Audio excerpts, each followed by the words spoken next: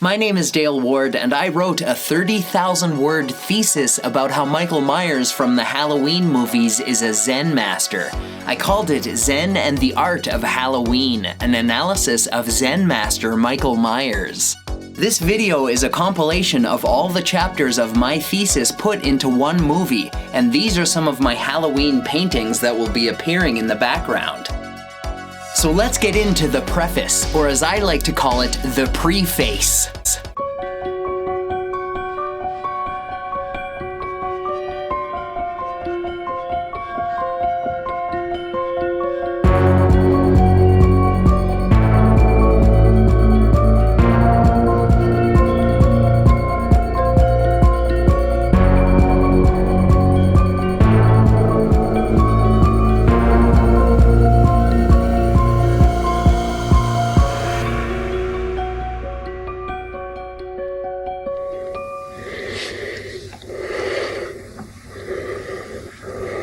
If you don't know, Michael Myers is the Halloween serial killer from Haddonfield, Illinois. And every Halloween, I dress up similarly to Michael Myers. I wear a white blank mask and bloody coveralls, then I walk around and stare at people in my neighborhood.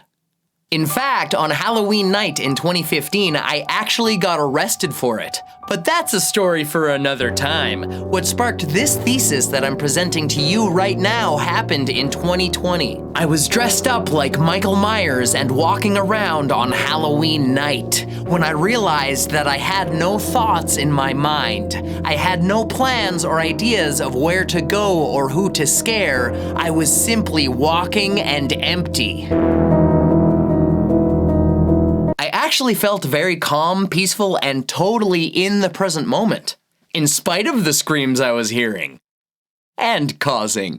Then I realized that Michael Myers must also feel the same way when he walks around on Halloween, thoughtless, vacant, empty, and in a state of being that could be compared to the highest level of Zen, which is a school of Mahayana Buddhism that I've been informally studying for over a decade. So I took note of that theory, but I didn't do anything with it for almost an entire year. On October 21st of 2021, I finally sat down to write out and expound the idea. That's when I saw that there are many characteristics of Michael Myers that make it seem like he has mastered Zen. Thus, the premise quickly expanded into a very long essay that I eventually edited down to this thesis, which I am now presenting to you as an investigative analysis in order to prove my theory that Michael Myers appears to be a Zen master.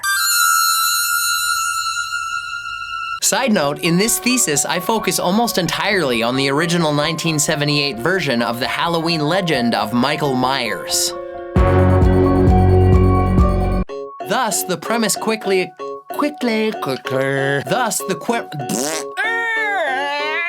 In fact, on Halloween,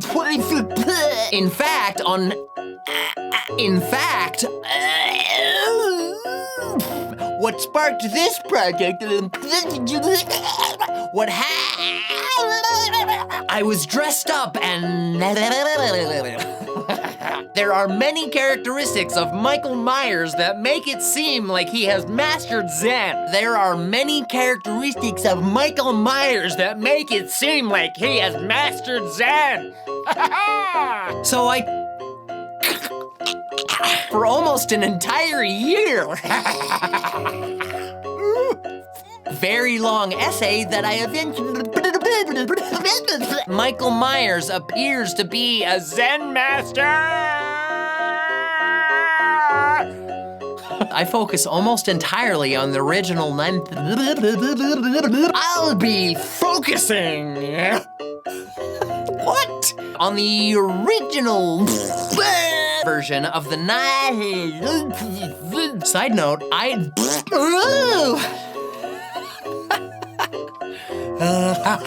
Side note, on this...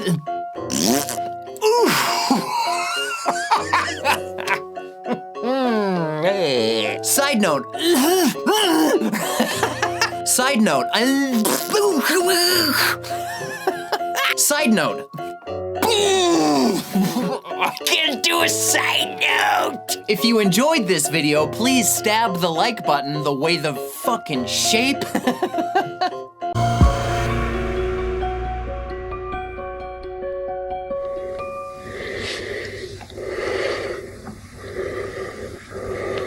My first proof of Michael Myers being a Zen master is that he has mastered silence. In Buddhism, many monks, masters, sages, and gurus take a vow of silence to not speak for a period of time, and Michael Myers hasn't said anything in years. This was made abundantly clear in 1978 when Michael's psychiatrist, Dr. Sam Loomis, told Nurse Marion, quote, "He hasn't spoken a word in 15 years. Such behavior signifies a high level of mastery and dedication, because a vow of silence usually only lasts for a few days, weeks, or months at most, and is sometimes limited to certain times of day or even specific areas. Rarely does a vow of silence mean complete and total abstinence from speech, let alone for such long periods of time. But Michael's silence is absolute and not limited to any time or location. It is ubiquitous, omnipresent, and eternal.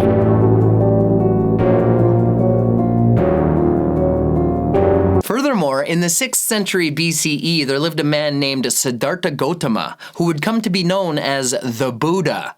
And when the Buddha was asked certain questions, he employed what is called noble silence. And in a comparable way, Michael Myers employs a similar silence. The difference is that Michael doesn't answer certain questions with silence, he answers all questions with silence. In fact, you don't even have to ask him a question, and his answer is always silence.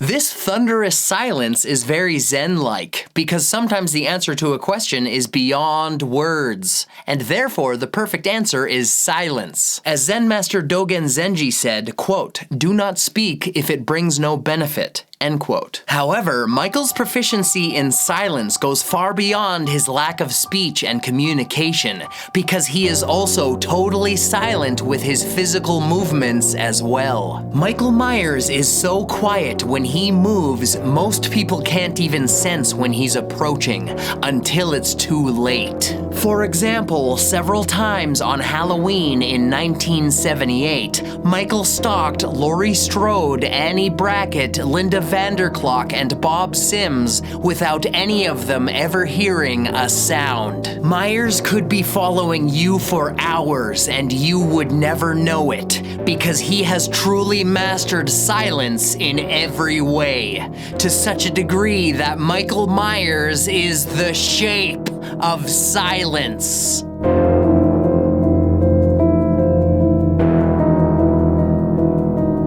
In fact, Michael's mastery of silence is so thorough that it goes even further than the lack of sound in his speech and physical body, because Michael Myers is silent on the inside as well.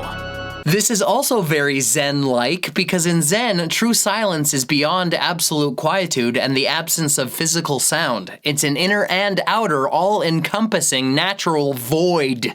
And Michael Myers is truly a complete void of emptiness in every way. But I will further explain this voidness in a later chapter because it is extremely important in Zen. My point is that this crucial silence is not just a cessation of external sound, it's also a cessation of internal noise, including the cessation of all desires for silence as well. This is part of the reason why one of the 4 noble truths of Buddhism is represented by the Sanskrit word nirodha, which means cessation. I will talk about the 4 noble truths later, but it's clear that Michael Myers has ceased all sounds and all desires in himself, and in anyone who crosses his path. In this way, Myers helps everyone enter into ceaseless silence, because Michael Myers is the shape of cessation.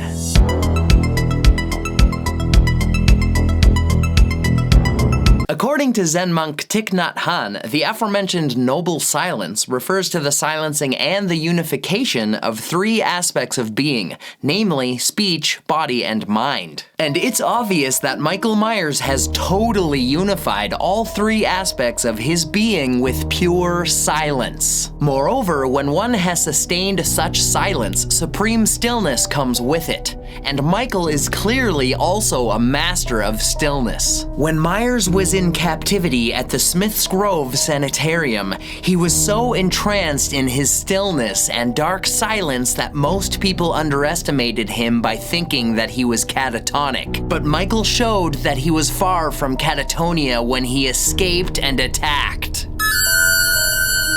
It was simply that he had mastered silence and the subsequent stillness beyond any other master. In fact, Myers can be so still that you will never notice him watching you. He could be standing right behind you or just outside your window and you would never know it, because he has truly mastered silent stillness. In this regard, Michael Myers is the shape of stillness. All that being said, simply being silent and still is not the totality of Zen, because even a statue of Buddha is perfectly still and silent, but it is not an actual Buddha. A real Buddha is a person who is awake, and is also alive. And Michael Myers is very alive. In fact, he can't seem to die. But again, I will talk more in depth about that later. Zen essentially begins when one is silent, still, and conscious, because such a state invites calmness into the mind and body. With that in mind, it's clear that Michael Myers is always calm. He never gets perturbed, upset, stressed, or even remotely worked up. Even when he's chasing someone or being shot, he stays totally calm, because Michael Myers is the shape of calm. Tranquility is key in Zen, because when one's mind and body are truly silent, still, calm, and in the present moment, the resulting quiet equanimity heightens awareness and enhances senses. Therefore, maybe Michael's mastery of quiet calmness is one of the reasons why he has enhanced physical capabilities, to the point where he seems to be supernaturally strong for his size and stature. An example of this strength was when Michael lifted Bob a foot off the ground and held him there with one hand, or when he picked up his sister's tombstone and moved it entirely by himself in complete silence. This shows that Michael Myers is truly the strong, silent type, which I think is a result of him being quiet on the outside and the inside. In this respect, Michael Myers is the shape of equanimity. Another valuable reason for practicing silence is that when you are loud, either externally or internally, it's hard to hear anything but yourself. In other words, only in a state of pure quietude can you truly listen to something or someone other than yourself. Which means that Michael Myers truly listens to you. This is a powerful lesson from Michael, because a good listener is rare and extremely valuable. And the world would be a better place if more people practiced listening like Michael Myers. On top of that, listening is very essential to Zen and enlightenment. Who knows, maybe if you quietly listen on Halloween night, you might even hear Michael Myers breathing in the darkness. The consequence of this, however, is that the last sound you will ever hear is the only sound Michael Myers ever makes. That steady, ominous breathing. I will go into more detail about that in the next chapter. Yet another precious lesson of peaceful Zen quietude is that people who take a vow of silence or practice silent meditation often find that not using words for a lengthy period of time results in thinking without words as well. In other words, one's thoughts are no longer tied into human constraints called words, and therefore the thoughts are more abstract yet far more accurate but literally indescribable, because they are beyond words. And Michael Myers resides in that abstract place beyond words. He lives in the silent place, because Michael Myers is the shape of ambiguity. In every way, Michael Myers is truly the personification of silence, but the silence has transcended his physical and mental existence, meaning that he has become the embodiment of silence, to the point where he is not only silent in his body and his mind, Michael Myers is silent in our minds as well. In other words, he has become a totally indescribable metaphysical shape in our reality and in our nightmares. Michael Myers is nameless, formless fear. He is pure, dark silence. And the silent, wordless result of his distinct ambiguity has ironically created a much more accurate description of what he truly is. Michael Myers is the shape of the boogeyman.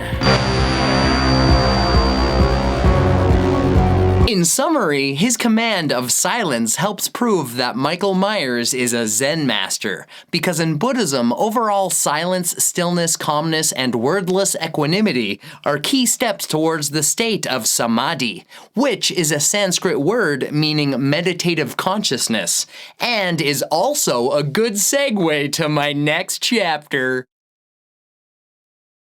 My first proof of Michael Myers being a Zen master is that he has mastered silence. Rarely does a vow of silence usually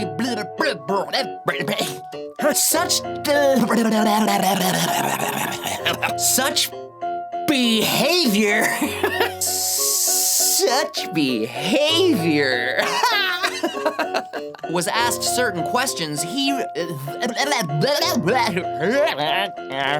employed what is called silence. Furthermore, it's very Zen-like because for example, and Michael Myers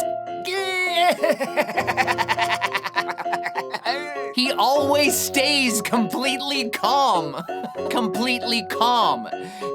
Because Michael Myers is the shape of calm. Therefore, maybe Michael Myers is truly the strong silent type. Ooh, dreamy. The world would be a better place if more people practice listening like Michael Myers. This is a world... What? This is a world... What? And therefore, the thoughts are more... In other words... Oh...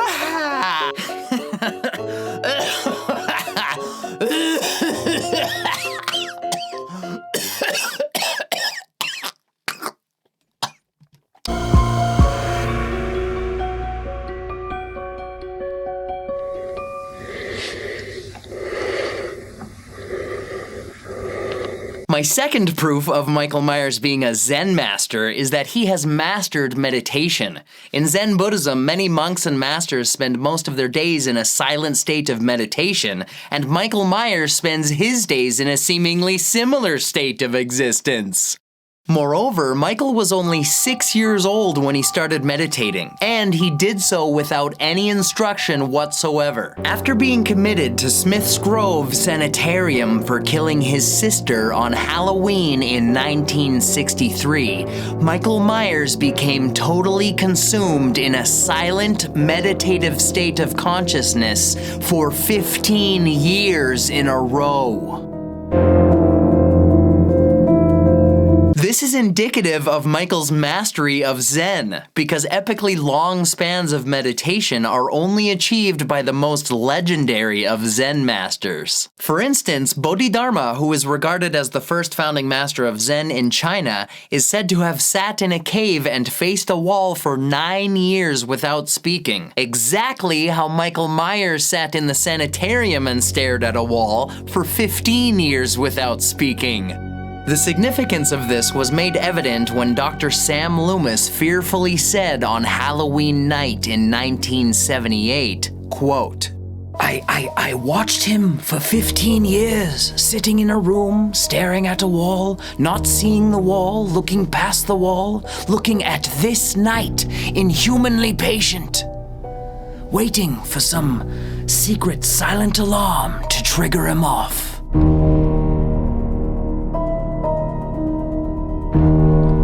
And when that secret silent alarm sounded, in true Zen fashion, Michael didn't decide, debate, plan, or celebrate. He simply escaped.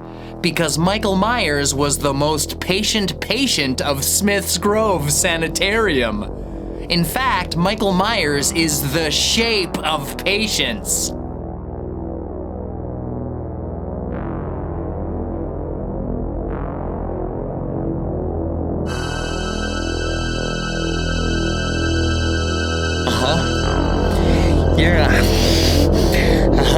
To further prove my point, in one version of the Halloween mythos, Michael was caught after terrorizing Haddonfield on Halloween in 1978, recommitted to Smith's Grove Sanitarium for a second time, and then, as if to show off his vastly superior meditation skills, Myers spent the next 40 years in a silent state of meditation. However, even if you don't follow that timeline in the myth of Michael Myers, my point is that he mastered meditation during his considerable time at Smith's Grove, regardless of whether it was for 15 or 55 years. Therefore, I would argue that he wasn't exactly waiting for a silent alarm to go off, because he doesn't wait.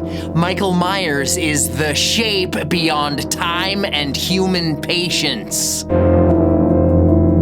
All Zen masters, like Myers, are intimately in tune with the fact that time as we know it is a human construct and is entirely relative. Furthermore, the past is just a memory and the future is just an anticipation, both of which are thoughts that reside only in the mind. Accordingly, Zen meditation transcends the mind and time as well, because it's the absence of thinking, or more accurately, it is non-attachment to ceaseless thoughts so that the mind becomes totally present, unattached, abandoned, flowing, and in tune with the here and now of reality. That is where Michael Myers resides. The blank, empty, vacant void beyond thoughts and time. Michael is the creeping presence which you can feel is near at all times, even when you can't see it or describe it because you don't know what or where it is, but you can always sense it. You can feel him staring at you because Michael Myers is the shape of presence. And I mean like presence, like there's something there, not like, here's your presence, no. That's why I don't believe Michael was waiting while he was incarcerated at Smith's Grove, because Michael Myers doesn't wait. He simply exists in the present moment. Moreover, he appears to be in a totally conscious, meditative state of Zen, which is not the same as waiting at all. Zen meditation is not a means to an end, merely utilized in order to get to some distant goal. It's a unification of your entire being with the here and now. So Myers wasn't waiting, he was just sitting and simply staring silently inside Smith's Grove Sanitarium.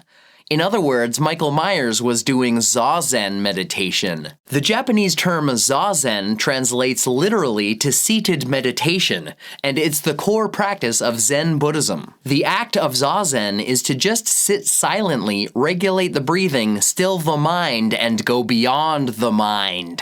It's obvious that Michael Myers has mastered Zazen because he sat in a meditative state for all those years in the sanitarium. But Zazen is not just a physical act restricted to the sitting position, it's a state of calm, conscious non-attachment. In other words, sitting is just one of the physical postures to practice in order to become unperturbed in every internal and external situation, circumstance, and posture. And Michael Myers is unperturbed at all times, because he has mastered all forms of meditation. The Japanese word kinhin means walking meditation, and it's the mobile form of Zen meditation. Michael Myers has clearly mastered walking meditation, because when he isn't silently sitting in zazen inside the sanitarium for decades, Myers spends his time calmly walking around in nature on Halloween. That is kinhin, and nothing can stop or distract Michael from continuing his walking meditation. Not bullets, knives, coat hangers, or knitting needles. Furthermore, during his walking, Michael Myers is never in a rush, nor does he ever speed up. Even when Myers is chasing someone, he never runs. He always keeps his calm, meditative walking pace.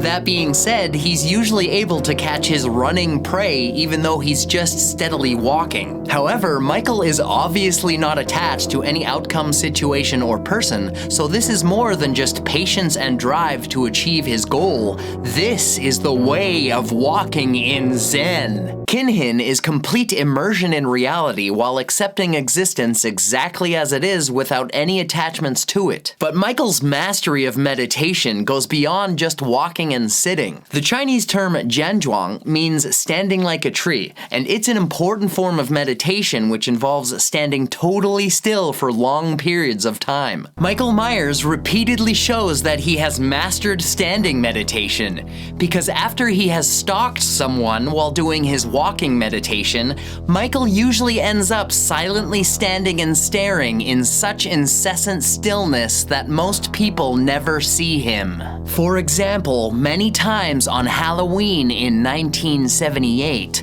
Myers stood and watched Laurie Strode and her friends while being so still that he was usually never seen. Even when Laurie did see him, his motionless statue-like stance was immediately unnerving. Furthermore, Michael stood in plain sight right outside several windows and doors while watching Annie Brackett, and he was even in the same room as Linda and Bob, but none of them ever saw him standing there.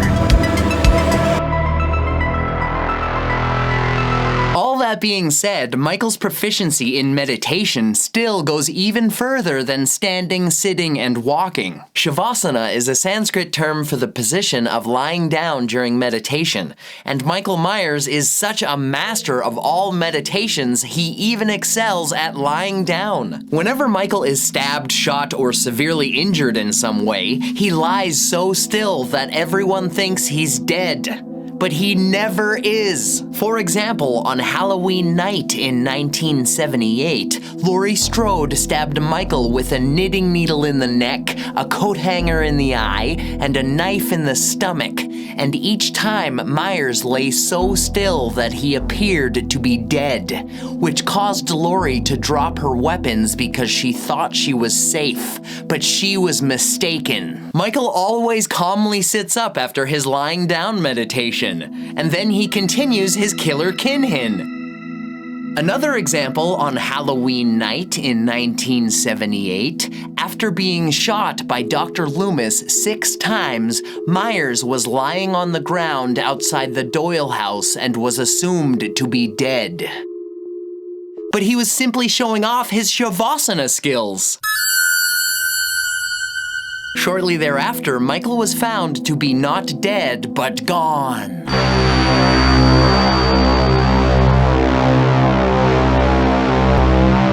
Fun fact, Shavasana comes from the Sanskrit words shava, meaning corpse, and asana, meaning posture, which is why in yoga, Shavasana is commonly referred to as the corpse pose. Michael Myers is clearly a master of the corpse pose. And he also helps other people master the corpse pose as well. More fun facts, another term for Shavasana is Mritasana, which has the Sanskrit prefix Mrita, meaning death.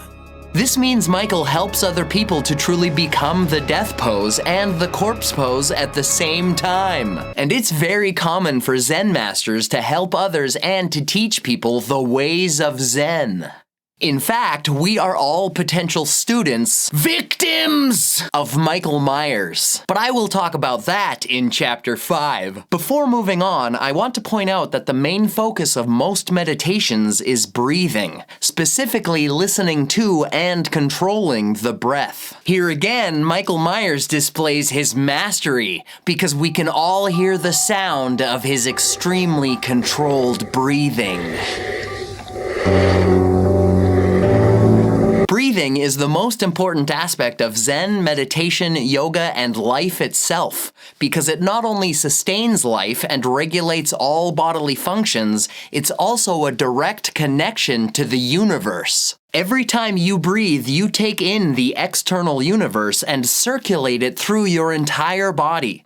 In other words, breathing is a consistent rhythmic threshold where the external unites with the internal. This is part of the reason why the connection to breathing is the core focus of most meditations. Furthermore, not only can you experience breathing as something you do and control, but when you stop controlling your breath or when you try to hold your breath, it will continue automatically as if the universe breathes for you. As Zen Master Dogen said, quote, "Zazen is an activity that is an extension of the universe. Zazen is not the life of the individual, it's the universe that's breathing." End quote. Which means that the universe is breathing through Michael Myers. That's why you can hear his breathing all around you on Halloween night.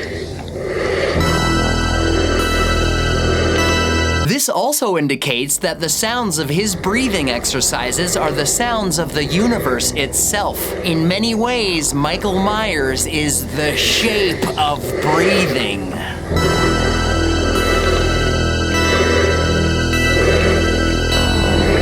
Breathing is paramount to the four basic postures of human behavior, which are sitting, standing, walking, and lying down. In Zen Buddhism, these four dignities are to be used as postures for meditation in order to foster the path of the Zen student towards enlightenment, where all postures become one. As Zen monk Shunryu Suzuki said, quote, "Zazen is all the postures," end quote. I have shown that Michael Myers has mastered all aspects of the four postures of meditation, because whether he's sitting, standing, walking, or lying down, everything he does appears to be in a state of pure meditation. Therefore, I consider Myers to be the greatest meditator of all time, due to his many years of constant meditation. In fact, I think Michael Myers is the shape of meditation. Another fun fact, the word Zen is the Japanese pronunciation of the Middle Chinese word Chan, which is derived from the Sanskrit word dhyana, commonly translated as meditation. Therefore, since the root of the word Zen is meditation, I can also say that Michael Myers is the shape of Zen. Yet both Michael Myers and Zen are obviously more than just the act or method of meditation, because both exist in a meditative state that transcends meditation. Zen is an ascension into actual awake awareness and becoming enlightenment itself. It is living Samādhi, whereas Michael Myers is living death. Zen monk Shunryu Suzuki said, quote, "When you practice Zen, you become one with Zen. There is no you and there is no Zazen. We practice Zazen to express our true nature, not to attain enlightenment." End quote. 700 years earlier, Zen Master Dogen said, quote, "Zazen is not a way to enlightenment, nor is it a method of achieving anything at all. It is peace itself. It is the actualization of wisdom, the ultimate truth of the oneness of all things." End quote. In other words, Zazen is enlightenment itself. The philosophies of Zen are based on a unique mixture of Indian Mahayana Buddhism with Chinese Taoism and Confucianism, as well as many Japanese influences. However, Zen is much more than any philosophy, posture, or form of practice. Zen is an egoless, complete integration of one's being with the universe itself, so that one becomes fully immersed and totally in tune with reality reality and the nature of existence in the present moment, where time disappears and there is only the here and now without attachments, distractions, or labels from the chattering mind. That is Zen.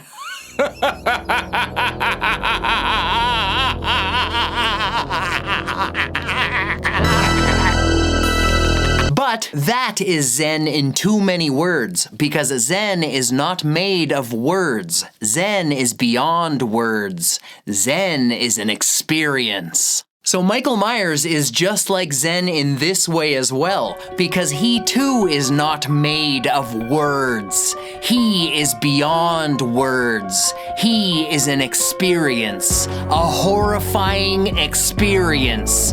Michael Myers is the shape of horror.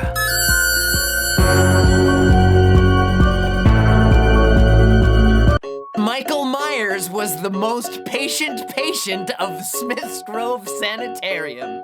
Smith's Grove Sanitarium spends his days in a seemingly similar state when he started meditating. And Zen in China was... Furthermore, the for all those years in the sanitarium. For all those years in the sanitarium. And nothing can stop or distract my walking meditation. Not... Furthermore, that being said, are to be used. Ryu. This is the way of walking in Zen. Not dead, but gone. Posture or Zen is an non-attachment to ceaseless thoughts so that the mind becomes completely present, unattached, abandoned, flowing, and in tune with the here and now of reality.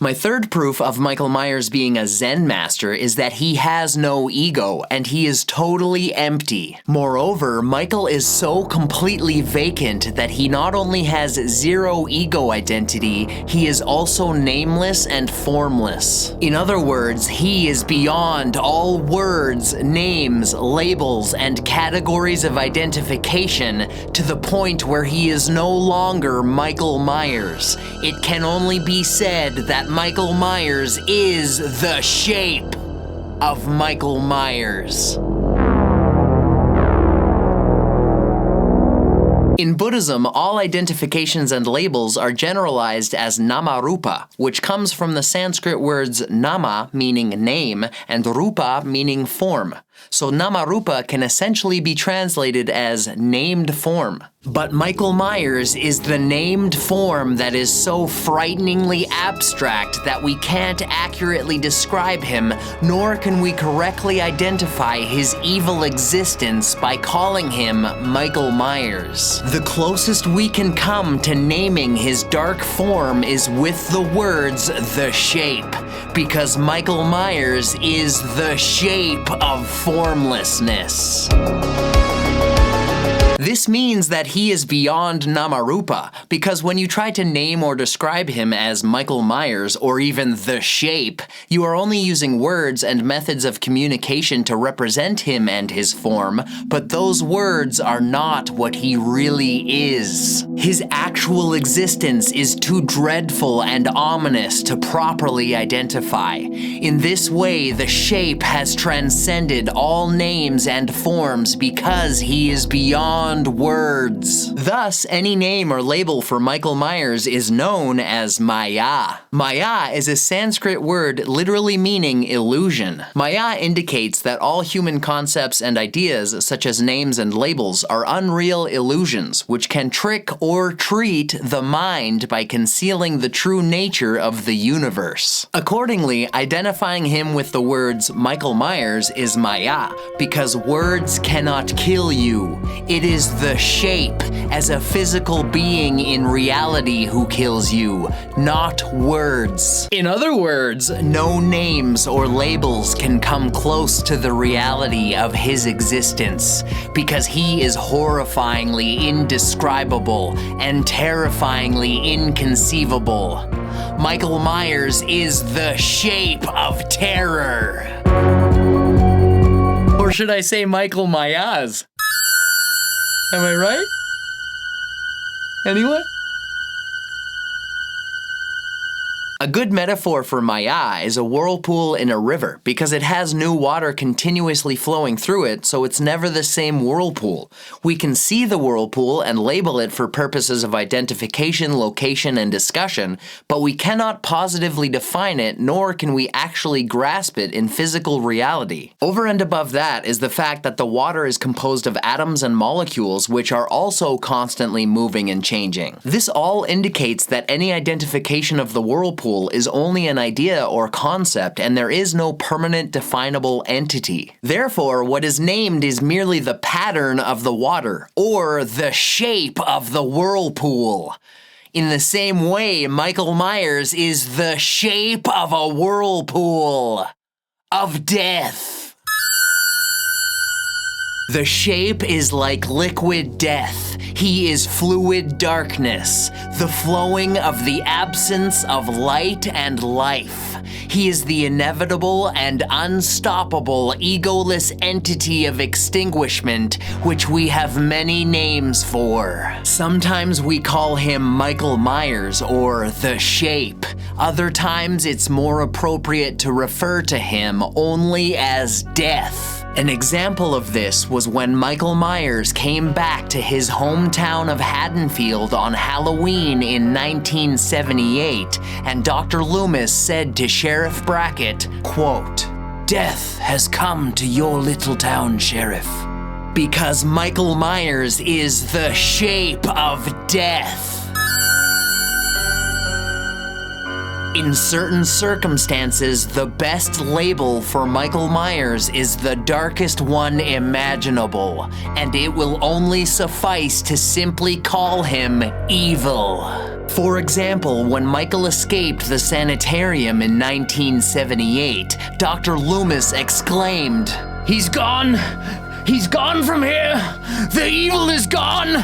And the next day on Halloween, Loomis said of Myers, quote, "I spent 8 years trying to reach him, and then another 7 trying to keep him locked up because I realized that what was living behind that boy's eyes was purely and simply evil." Michael Myers has clearly transcended his name, his form, and his ego identity. He has become something else. He is a symbol, an icon of pure evil, wearing the mask of a person. Michael Myers is the shape of evil. But again, all names and labels for Michael Myers are illusions, Maya, to the point where the most accurate description of him is often just the boogeyman. As when little Tommy Doyle saw the shape on Halloween night in 1978 and screamed, "The boogeyman's outside! The boogeyman's outside!" Which is very significant since Tommy didn't even know what that meant. This was proven earlier that night when Tommy asked, "Lori, what's the boogeyman?" And this question was never answered, and it never will be answered, because it is unanswerable. The boogeyman as a concept is inconceivable. Therefore, no one can ever say what he truly is. In fact, it's even difficult to say what he looks like, as when Tommy told Lori, "I saw the boogeyman! I saw him outside!" And Lori asked him, "What do he look like?" But Tommy couldn't even begin to describe the shape, so he simply said, "The boogeyman." And I think that is as accurate as anyone can be, because the boogeyman is beyond words and concepts. He is beyond name and form. Michael Myers is the unidentifiable, indescribable shape of the boogeyman.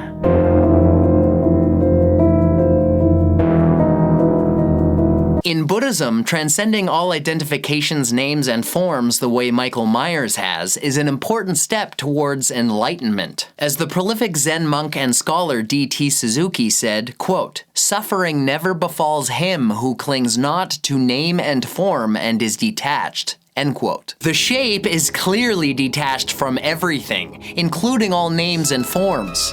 And maybe that's why he never seems to suffer, no matter how many times he is shot or stabbed.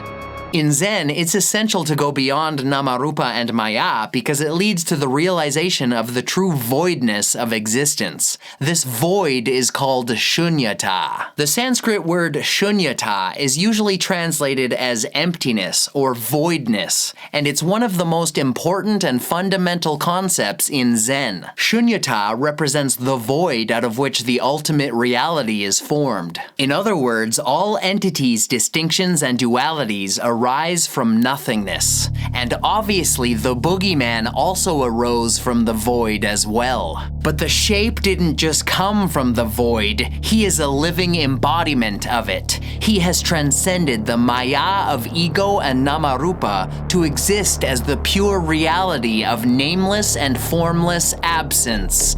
Michael Myers is the shape of the void. There's a very famous scripture in Mahayana Buddhism called the Heart Sutra, which says, quote, "Form is emptiness, emptiness is form," end quote. And the boogeyman truly embodies this statement because he is the form of emptiness. He is an empty form. Obviously, Michael Myers is the shape of emptiness. Michael Myers is exactly like a pumpkin. Most people think he's a vegetable that doesn't move, but then on Halloween, precisely like a pumpkin, he appears to be animated by a burning soul, and even seems to have almost human features. In reality, however, both the pumpkin and the shape are hollow and empty, with no humanity whatsoever. It was simply that Michael Myers became the boogeyman, just as the hollowed pumpkin became the hallowed jack-o'-lantern only on Halloween. Undeniably, Michael Myers is the shape of Halloween. Side note, it's a mistake to identify Michael Myers and pumpkins as vegetables, because pumpkins are fruits, and we don't know what the boogeyman is. But he definitely isn't a vegetable. Zen Master Dogen said, quote, "If you want to travel the way of Buddhas and Zen masters, then expect nothing, seek nothing, and grasp nothing." End quote. This is the nothingness that Michael Myers is full of. Dr. Loomis affirmed the fact that there's nothing inside Michael when he said, quote, "I met him 15 years ago. I was told there was nothing left. No reason, no conscience, no understanding in even the most rudimentary sense of life or death, of good or evil, right or wrong." It's clear that the boogeyman is an egoless personification of pure nothingness. In other words, Michael Myers is the shape of nothing. The Dr. Loomis quote continues, quote, "I met this 6-year-old child with this blank, pale, emotionless face and the blackest eyes, the devil's eyes. All of these statements from Dr. Loomis make it very clear that Michael Myers has surpassed any ego identity that he once may have had, and after he transcended into the egoless void, the shape that Myers became bore the countenance of his empty vacancy. Moreover, Michael's unification with the void was perfected and displayed even further when he donned his iconic mask on Halloween in 1978. The mask that the shape wears is a perfectly blank, white, expressionless facade, so it's as if Dr. Loomis was talking about Michael's face and Michael's mask when he said that Myers has a blank, pale, emotionless face and the blackest eyes. And I think his mask is a perfect metaphor for the fact that the boogeyman has no ego identity. In other words, his mask is a reflection of a reflection, because Michael's mask is the face of the void. But I will talk more about his mask later. In Buddhism, one of the 3 marks of existence is that there is no self, and more importantly, there's no self to be attached to. All ego identities are seen as illusions, and there's no affirmed belief in any actual individual self or soul. And this perfectly describes Michael Myers, because we all know that the boogeyman definitely does not have a soul. In any sense of human conceptualization, the negation of belief in self is represented by the Buddhist doctrine called anatman. The word anatman is derived from the Sanskrit root atman, meaning self or essence, and the prefix an, meaning non. So this idea focuses on realizing your non-self, which is essentially facing the fact that your ego identity does not exist. In other words, your idea of yourself does not exist in reality, and the ego is an ephemeral experience. So in Buddhism, there's no confirmation of any permanent underlying individual self. Thus, through anatman, one learns to be in an egoless, empty space, just like the boogeyman. Michael Myers is the shape of anatman, to the point where even his eyes embody and reflect the fact that his selfless existence is full of empty, hollow nothingness. As Loomis says, Myers has the blackest eyes, the devil's eyes. This is because the boogeyman is the darkest, most empty entity imaginable. He is the soulless, egoless, indistinguishable thing in the shadows where the light cannot reach. Michael Myers is the shape of darkness.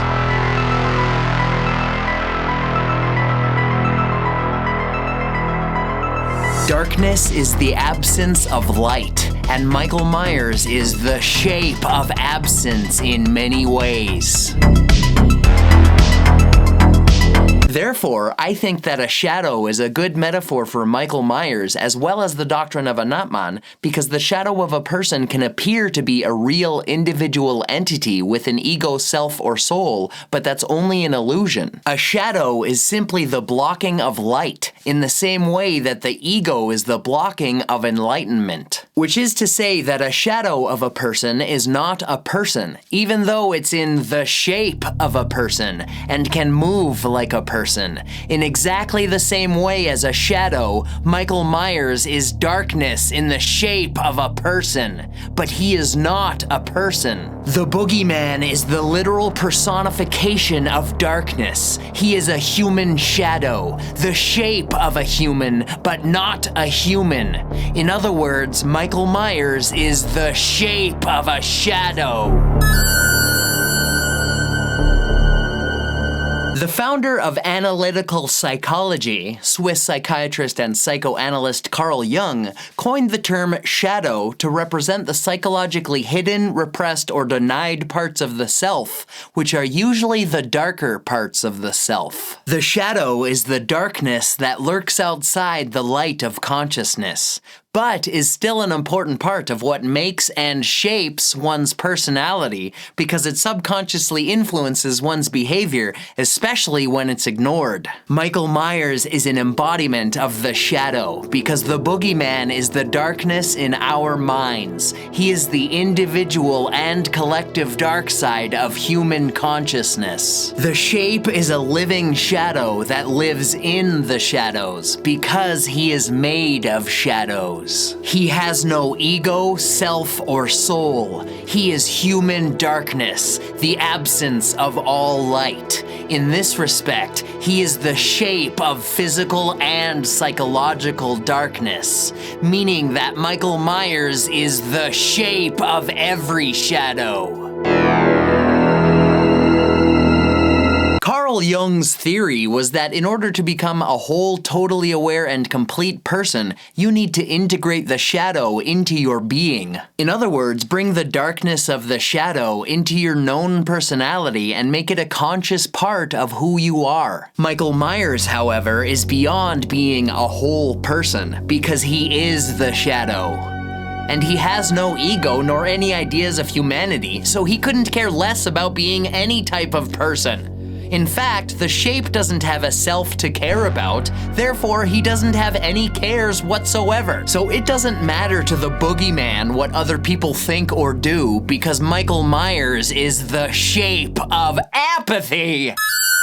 And there are many examples, victims, of Michael's lack of caring. One example of his apathy was on Halloween in 1978 when Michael walked around the Wallace house with Annie's corpse in his arms and not a care in the world who saw him.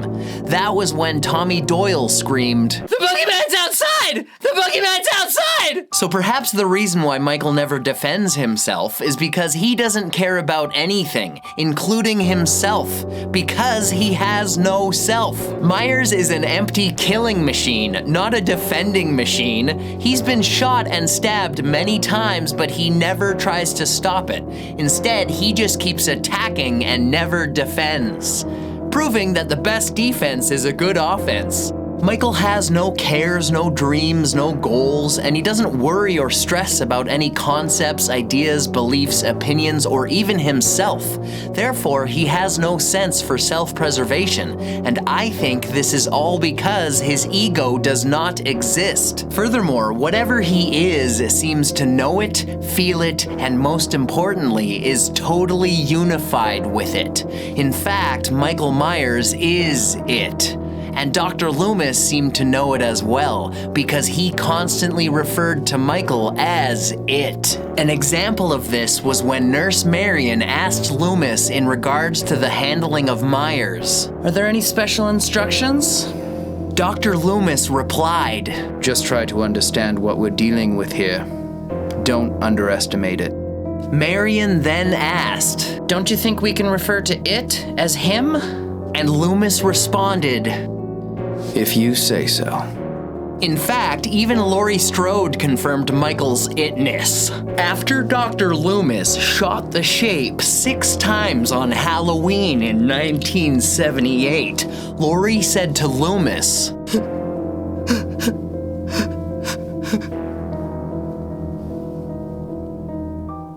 "It was the boogeyman." To which Loomis replied,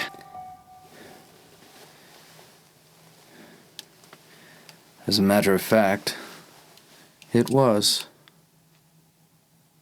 Because Michael Myers is the shape of it. Both Loomis and Laurie seem to know that Michael Myers has no self and no ego, and that all names and labels for him are only for purposes of communication about Michael Myers. But names and labels have nothing to do with reality when it comes to the shape, because the boogeyman is not made of words. You cannot be killed by communication. Words, texts, and sounds cannot take your life. But the entity known as Michael Myers can and will.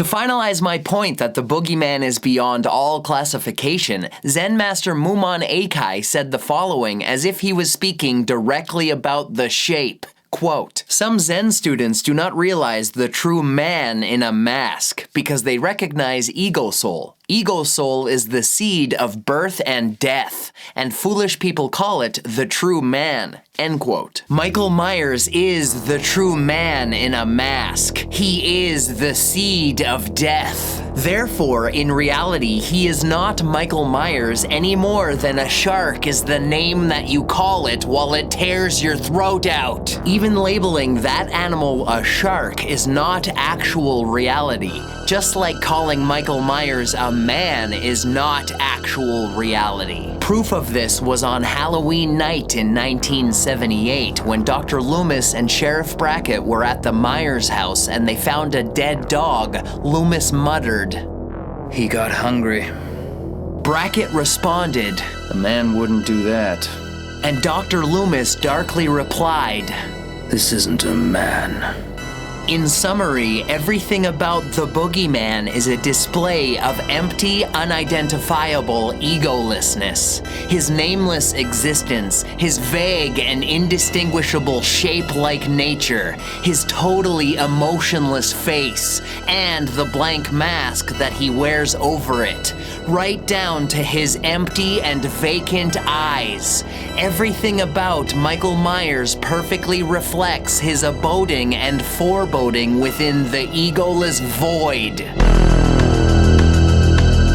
Interestingly, neither Zen nor the universe can be accurately described or properly talked about with words, and the same can be said or not said about the shape. Therefore, Śūnyatā is fundamentally showing itself through the boogeyman. In this way, Michael can be seen as a teacher of nothing, which is precisely what a Zen master is. Moreover, Myers conveys nothingness without speaking a word. And that's often the same method that Zen masters will use to teach about the void. For these reasons, the boogeyman is clearly a Zen master, because he is a perfect personification of egolessness and empty nothingness. In other words, he is Śūnyatā in the flesh. Michael Myers is the shape of Śūnyatā.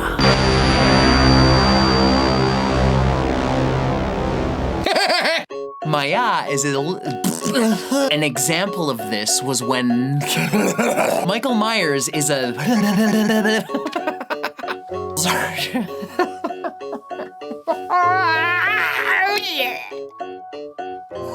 and Sarah inconceivable to exist at 1978. For example, to the point where unanswerable. The founder of analytical psychology, side note, and this perfectly describes Michael Myers. Atman meaning self. So this idea the reason why he never the ego. Therefore, Śūnyatā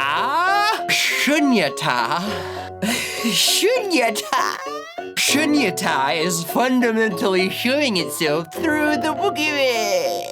Nothingness without speaking a word.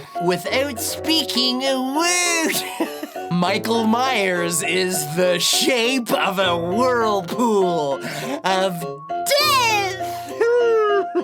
Of death.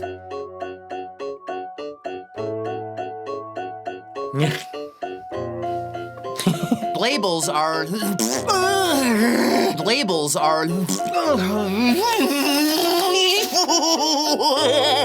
Samhain Śūnyatā. Is the evil ever really gone?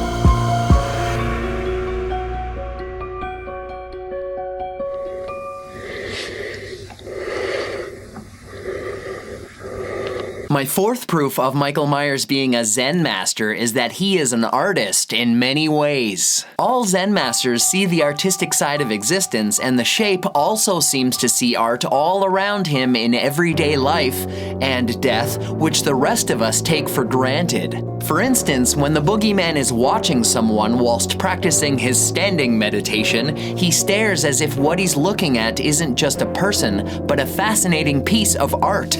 In those moments, Michael appears to simply observe and accept the art of reality as it is while being empty of all thoughts, cares, and judgments. That is very Zen. Moreover, Myers seems to see the art of people in all states of existence, meaning that he isn't only transfixed by humans while they're alive. In fact, he's obviously much more infatuated with people during and after their deaths. For example, on Halloween in 1978, after Michael killed Bob by sticking him to a wall with a kitchen knife, the Shape stared at Bob hanging on the wall for quite a few moments while tilting his head back and forth, seemingly mesmerized by it. It's as though Michael Myers saw Bob as a piece of art. So he hung Bob on the wall to admire. And I have to say, Bob was well hung. Am I right? Like most unenlightened people, Bob didn't realize that his own existence was a miraculous form of art.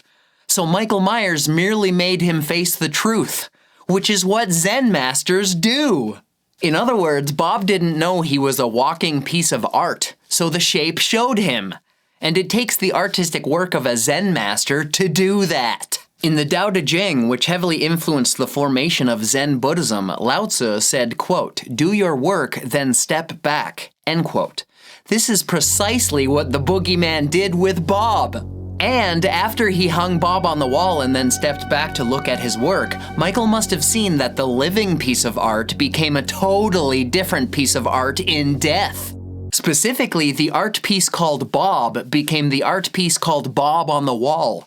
Perhaps this is part of what intrigued Myers so much. Zen masters, like the boogeyman, are aligned with the art of existence and the nature of reality in the present moment beyond words and thoughts, so that life is seen in a way where every piece of nature is a work of art. And every piece of art is a work of nature. In other words, every Zen master sees that all of reality is a form of art, including death. With that in mind, the Shape not only shows us the art of death, he includes us in it as well. So he doesn't just observe art everywhere, he also creates art using his favorite medium, corpses. Because Michael Myers is the Shape of an artist. In fact, all Zen masters are artists in their own way, and the boogeyman is no exception. Your body is his canvas, your blood is his paint, and a knife is his paintbrush. In this respect, the Shape is a master painter. And his art can be interpreted as showing us the beauty that can be seen in death, if you know how to look at life. In the 13th century, Zen master Dogen said, quote, "The coming and going of birth and death is a painting," end quote. In this light, the modern art of Michael Myers is merely more focused on the death portion of said painting. But the quote from Dogen continues, quote, "Unsurpassed enlightenment is a painting. The entire phenomenal universe and the empty sky are nothing but a painting," end quote. With that being said, Michael's art can be seen as revealing the Zen truth that we are all brushstrokes in a painting. In other words, we are all walking, talking pieces of art, and the Shape simply puts us all on display. One of these displays was found by Laurie Strode on Halloween in 1978, when she went over to the Wallace house and saw the artfully placed corpse of her friend Annie lying on a bed. At the head of the bed was the tombstone of Michael's sister Judith Myers, and the whole scene was lit by the warm Halloween orange glow of a jack-o'-lantern. It was the boogeyman's Halloween death art. Every Zen master is artistic in a distinctive way because each student requires unique and personalized guidance on how to aim at the path of enlightenment. This process usually starts with the Zen master intuitively discovering what's blocking the student from enlightenment, then creatively removing the blockage while artistically pointing at the miracle of existence, which most people ignore or take for granted on a daily basis due to repetitive experience, social conditioning, being overly consumed in thoughts and plans while not being in the present moment, etc. Sometimes the Zen master has to shock the students in order to wake them from their sleepy complacency. Michael Myers does this by showing them the art of death and creating it with them. Literally. In this sense, the shape forces us to face death, which is obviously very shocking for most people. Furthermore, because art is subjective, no artist can please everyone, and there will always be critics and haters of any artist's work. Although this is often due to the fact that the artist or the artist's vision is simply misunderstood. Just like the art of the boogeyman. For example, Laurie Strode was one of Michael's harshest critics. She totally hated his art. Laurie was physically repulsed and horrified at the art that Myers made out of Annie, which caused her to stumble across Michael's additional art projects made out of the corpses of her other friends, Bob and Linda. Needless to say, Laurie didn't appreciate those art pieces either. She definitely did not see anything she liked. But I think that the shape was simply showing her that life transcends death through art, which is the art of Zen. In the 2018 timeline of the Halloween mythos, Master Michael Myers made more art when he hung Dave on a wall with a kitchen knife, just as he did with Bob 40 years earlier. Later that Halloween night, the shape displayed more art when he decapitated a police officer, hollowed out the head, carved triangles into the eyes and nose, sliced a smiling grin into the mouth, and placed a flashlight into the neck hole to make the severed head look like a literal human jack-o'-lantern. And one day, Michael Myers will empty your head as well. He will scoop out all of your thoughts and ideas along with your brain, because, much like other Zen masters, the boogeyman gets rid of the beliefs and concepts that get in the way of you realizing your true artistic nature. The shape shows you that you are art, and he shows you that you are not any less of a masterpiece in death. This is because Michael displays the art of you, but it isn't a cerebral or intellectual display that he puts on. The boogeyman is revealing what you are more than who you are in terms of your individual ego identity. In other words, Michael's art gallery is an unveiling of reality itself, beyond thoughts and concepts. It's an exhibition of existence, which means that it's also an exhibition of Zen. The art of reality is just like Zen because it transcends all ideas and rationalizations. It's ineffable and has no higher purpose beyond itself. The concept of purposelessness is very important in Zen because Zen is right here and right now, nothing else. The present moment has no other purpose than to just be. Therefore, Zen has no serious purpose. As Zen monk Shunryu Suzuki said, quote, "If we are too serious, we will lose our way," end quote. So in Zen, nothing is serious because nothing is more important than anything else. For instance, 2 centuries ago, Zen monk Ryokan Taigu wrote the poem, quote, "In the scenery of spring, there is nothing superior, nothing inferior. The flowering branches grow naturally, some short, some long," end quote. Maybe that poem also implies that Michael Myers naturally grew to be an artist. Killer! Because that was his nature. Perhaps if the shape were to write a poem similar to Ryokan's, it would be something like this. In the scenery of autumn, there is no one superior, no one inferior. I will use knives to kill everyone, some short, some long. Zen monk D.T. Suzuki said, quote, "Art is divine and religious in its purposelessness," end quote. And Michael's art, killing, has no purpose. So could it be said that the art of the boogeyman is divine and religious as well? I think so. As much as we try to find meaning in his art, killing, I don't think Michael has any intention whatsoever, other than to make art. Death! He doesn't even appear to see any meaning in his own art. Killing! Which is also very Zen. For example, when the shape is staring at his bob-on-the-wall art piece, he seems to be admiring death itself and not pondering on the significance of death or how short life is. That again is very Zen. Matsuo Basho, who is regarded by many as the greatest haiku poet of all time, just months before his death in 1694 wrote the Zen haiku, quote, "How admirable to see lightning and not think life is fleeting," end quote. This poem indicates that Michael Myers is very admirable, because the boogeyman definitely never thinks life is fleeting. It should be noted that the flash of lightning in the poem is a Buddhist cliché metaphor for the transience of life. It's a reference to help you appreciate the existence of the here and now while you have it. As when Zen Master Dogen, 400 years before Basho, said, quote, "Your life is as brief as a flash of lightning," end quote. Or when Michael Myers shows you how quickly your life flashes by with the flash of his knife.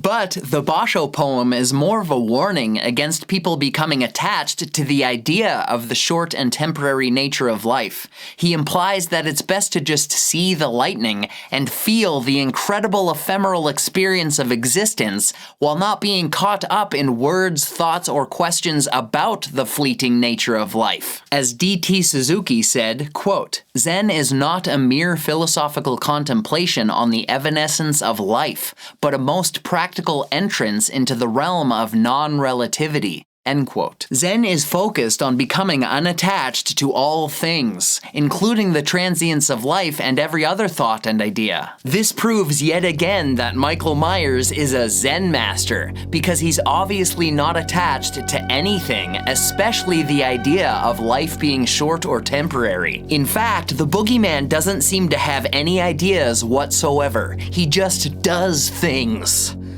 Mostly stalking and killing, but I actually don't think that the shape thinks about anything at all. That is also very Zen. The Japanese word mushin is one of the most important ideas in Zen. It literally means no mind, and it comes from the Zen phrase mushin noshin, meaning mind without mind. D.T. Suzuki paraphrased Zen master Takuan Soho when he said, quote, "Mushin means going beyond the dualism of all forms of life and death, good and evil, being and non-being. This is where all arts merge with Zen." Psychologically speaking, this state of mind gives itself up unreservedly to an unknown power that comes to one from nowhere and yet seems strong enough to possess the whole field of consciousness and make it work for the unknown. Hereby he becomes a kind of automaton, end quote. That quote could have easily been said by Dr. Loomis as he described the shape. You can actually hear Loomis saying, "Michael Myers is beyond all forms of life and death, of good or evil, being and non-being. He seems to be possessed by an unknown power to the point where he moves like an unperturbed automaton." Resuming the quote about Mushin from D.T. Suzuki, quote, "Mushin is not to be confused with the helplessness of an inorganic thing such as a piece of rock or a block of wood," End quote. And we all know that Michael Myers is anything but helpless. Nor is he to be confused with an inorganic thing. Concluding his description of Mushin and perhaps of the boogeyman as well, Suzuki continues, quote, "He is unconsciously conscious or consciously unconscious, a puppet in the hands of the unconscious. Metaphysically speaking, this is the philosophy of Śūnyatā, or emptiness." End quote. And the shape is pure emptiness that seems to be conscious yet unconscious. In many ways, Michael Myers is the shape of Mushin.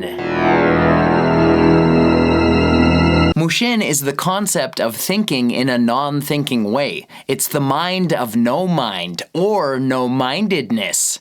It's a mind being unconscious of itself and having no mind attachments while being totally present in the here and now, which I believe perfectly describes Michael Myers. Mushin is a state of being in Zen, but it's also seen as an ultimate attainment in all forms of art, particularly in martial arts. Samurai followed a code of ethics called Bushido, which is a Japanese word meaning way of the warrior. Bushido is heavily influenced by Zen, with Mushin being a fundamental principle on the path to truly mastering any weapon or method of combat and killing. And Michael Myers constantly shows his mastery of killing with several different weapons, including items that were not meant to be used as weapons. Therein lies another Zen lesson from The Shape.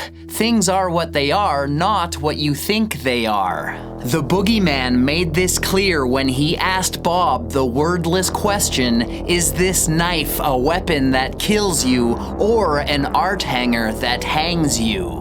Yet no question was asked, because Michael just is and just does, without any thinking or communicating. Michael Myers is the shape of no mind. Mushin! Zen is very much about not overthinking things. It's the art of existing in reality as it is without over-intellectualizing it or being attached to it. This is mostly a foreign concept to a lot of Western thinkers. For example, French philosopher René Descartes said, quote, "I think, therefore I am." End quote. However, if Descartes had tried to debate this in Haddonfield on Halloween, Michael Myers would have responded by killing him. That is what the boogeyman is, and that is what he does. Thus, if Michael had a thought, it might be, "I kill, therefore I am." But the shape doesn't appear to have any thoughts at all. Or at least he definitely doesn't display any intellectualism in any way. Although, this is not to say that Michael Myers is stupid. In fact, he reveals a lot of cunning while conjuring fear and toying with his victim's sense of reality. Not to mention the highly refined execution of his executions. I'm just pointing out that if Myers is philosophical, he obviously doesn't talk about it, and that is also very Zen. As Lao Tzu said, quote, "Those who know do not speak, those who speak do not know." End quote. Therefore, it's possible that the shape knows all. Whereas I, on the other hand, won't shut up. Intellectualizing and philosophizing are not very important aspects of Zen. In fact, even the aforementioned lightning flash poem by Basho is not considered to be the highest level of Zen, because it makes you think about thinking about life being fleeting. The following poem by Basho, however, is considered to be the greatest haiku poem of all time. Quote, "An old pond a frog jumps in, plop." End quote. Side note, plop is the interpretation that philosopher Alan Watts uses because the Japanese phrase mizu no oto translates to English literally as sound of water. And I agree that plop is better suited to the poem. Furthermore, I think that a similar poem written by Master Michael Myers might be "An old wall, I hang Bob up, art." A high-level Zen haiku leans less towards intellectualization and more towards nostalgia and the art of feeling. It's a stone dropped into the pond of the mind, which causes ripples in the reader's consciousness. In this sense, haiku has little to do with philosophizing or answer-seeking. Haiku is more about the awe and feeling of existence itself. As D.T. Suzuki said, quote, "To be intimate with reality, do not ask a question," end quote. And the shape has never asked a question. Yet he somehow shows us answers, which are beyond all thoughts, concepts, and words, because the sounds of screams need no translation. It should be clarified that Zen is not against words and thoughts. Zen is against attachments to words and thoughts, because such things are useful symbols of what is, but they are not what is. Yet most people make the mistake of prioritizing their thoughts of reality over reality itself. And Michael Myers simply forces you back into reality by showing you that your thoughts cannot save you from the reality of the shape. As Zen Master Huangbo said, quote, "The foolish reject what they see, not what they think. The wise reject what they think, not what they see." End quote. In other words, when you see the boogeyman, it is foolish to reject his existence or have any thoughts whatsoever. You must be totally aware and in the present moment beyond all thoughts. Thus, in Zen, thinking is not seen as bad or evil. On the contrary, thoughts are acknowledged as being very useful for the everyday mind. But Zen is about waking up from the everyday mind and moving past all attachments to such ceaseless thoughts. As Zen Master Nansen said, quote, "Thinking is a delusion and not thinking is senseless. If you want to reach the true path beyond doubt, place yourself in the same freedom as the sky. You name it neither good nor not good." End quote. In this respect, thoughts can be seen as clouds passing across the sky of the mind, which are neither right nor wrong. As Zen Master Takuan Soho said, quote, "Before the cloud appears, the sky is perfectly clear and serene, without a trace of anything at all. Then the cloud arrives and drifts across the sky. But whether it drifts to the east or the west, once it's gone, the sky remains as it was. Before the cloud appears, no place has been prepared for it, and similarly, after it's gone, no trace of it is retained." End quote. In the same way, before Michael Myers appears, no one is prepared for him, and similarly, after he's gone, no trace of him is retained, and the night remains as it was, because Michael Myers is the shape of dark clouds. Getting back to the thoughts as clouds metaphor, Zen monk Sheng Yen said, quote, "The clouds are not the sky." End quote. With this in mind, each thought in the mind can be seen as a unique, transient, and beautiful experience, just as every cloud in the sky can be seen as the shape of perfection. Furthermore, every sunset is a perfect masterpiece where each cloud is painted with innumerable and unnamed colors. Then, after sunset, the boogeyman emerges from the darkness and dissolves the distinctions of daylight, because Michael Myers is the shape of night. Both Zen and art often transcend rationality in the same way that the boogeyman does. Thus, every Zen master knows that verbal persuasion cannot help someone who is stuck in rational logic to reach enlightenment, because very often the logician is attached to logic, and it takes an artist to tear the intellectual person away from attachment to reasoning. And thoughtless artistic tearing is exactly what the shape does. This explains why Zen masters like Michael Myers are often not the best philosophers, but instead are artists who point at the true nature of the universe that has become harder to see and experience since humans developed thoughtful logic. In other words, Zen is beyond thoughts, logic, and reasoning, and so is the boogeyman. For instance, tatata is a Sanskrit word usually translated as thusness or suchness, and it's very important in Zen because it represents existence as it is without being blocked by logic, conceptualizations, or distinctions of the incessant mind. Tatata implies that enlightened Zen masters like Michael Myers do not interact with your thoughts, your stresses, or your illusory ego. They interact with the real you. So when the boogeyman killed Bob, the attack wasn't personal because there was no ego-based connections between the lives and identities of Bob and Michael. In fact, as I explained in Chapter 3, the shape has no ego identity. Thus, there was no personal motivation, vendetta, or reason for the boogeyman to kill Bob. Bob was just there and merely became another piece of Michael's Halloween art. Therefore, another poem by Michael Myers could be, I know no Bob, but now Bob's on the wall. The shape seems to be so in the moment of current existence without thinking about it that he almost appears to admire his Bob art as if it's new and foreign to him, like someone else made it in the past and he's able to appreciate it in the present moment, even though he's the one that made it. That is very Zen as well, because people often marvel at so-called other parts of the universe, but the truth about the art of being human is that we are the universe in awe of itself.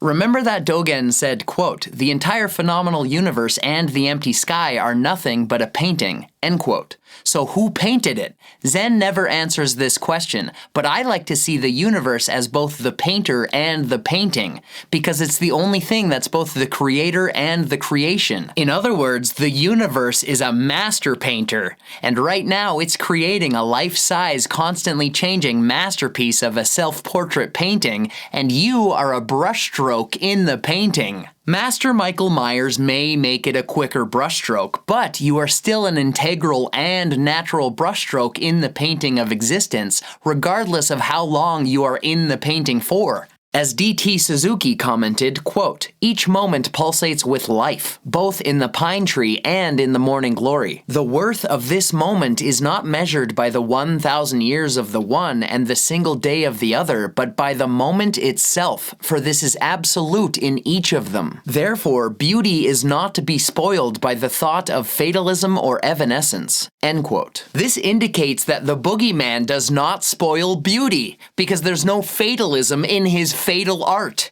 since it's made in the present moment without any thoughts about anything. The shape simply shows us that death is a normal, even beautiful part of the universal painting, whether it comes for us in many years or in a single Halloween night. It's as if the universe temporarily uses every human face as a blank canvas to paint individual emotions onto, and Michael Myers paints fear and death onto every one of those canvases, in blood, thereby turning everybody into his Halloween art. And displaying the beauty of the universe manifested in the individual. Moreover, Michael's blank white mask can be seen as a symbolic representation of the empty canvas of generic human anonymity without any temporary emotions or feelings painted onto it. The boogeyman wears this blank canvas mask while he works on his art. Because again, Michael Myers is the shape of an artist. And every artist needs the tools and media of their particular art form. The painter has a canvas and brush in the same way that the Zen master has a life and action, in the same way that Michael Myers has a knife and death. Because the art of the shape is truly a knife and death situation.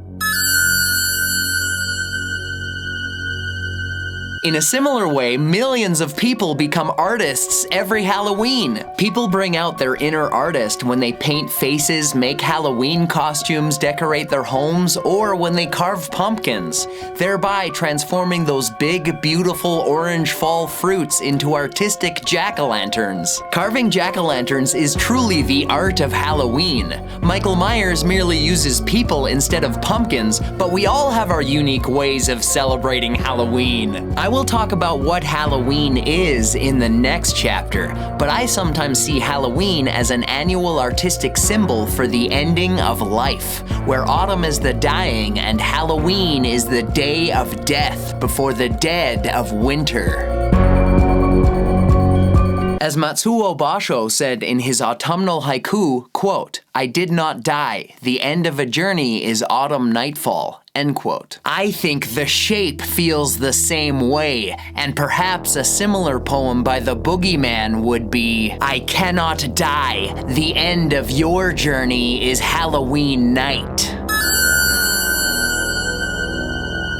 Part of the annual artistic cycle of nature is found in the fact that every year the leaves on the trees beautifully change color like an autumn painting, then inevitably fall around Halloween. That is the art of nature. What is unnatural, unartistic, and unrealistic is the desire for the leaves to stay green and never fall from the tree. Buddhism teaches that such desires cause suffering, because part of what makes life precious and beautiful is that it ends. And Michael Myers makes sure that it ends. Therefore, the Boogeyman makes your life precious and beautiful. Furthermore, not only does he make you see that you are a part of this painting called life, he also makes you see that you are a part of the painting called death. And you are a part of the painter as well. In fact, you are the art and the artist. You are a part and the whole. To paraphrase Zen monk D.T. Suzuki, who was paraphrasing Zen master Takuan Soho, when you focus on one leaf, you see only one and no others. Not focusing on one leaf, you see thousands. This is not to say that one view is better than the other, for both can see the beauty of autumn in different ways. This is simply about perspective. It's easy to see that you can't exist without the universe, but the trick and treat to the art of enlightenment is also seeing that the universe can't exist without you, because everything is the universe, including you, and it could be no other way because it isn't. Therefore, since The Shape simply displays the universal beauty of death as often as he can, the Boogeyman is merely showing you another part of yourself, the dead part. Ironically, because Michael Myers is a master in the art of death and Halloween, there is even a chance that he will kill you with a paintbrush. He is a true artist. Indeed, Michael Myers is the shape of art. All that being said, try not to get hung up on how short life is. Instead, be like Bob and get hung up on the art of death for a change. Or be like The Shape and see that both your life and your death are incredible pieces of art, hanging in a perfect art gallery. The Boogeyman can show you how to do this because he is not only a great Zen artist, he is also a great Zen teacher as well. Which leads me to my next chapter. Specifically, so in the moment of he definitely doesn't for instance, resuming the quote, as this is not to say that The Shape is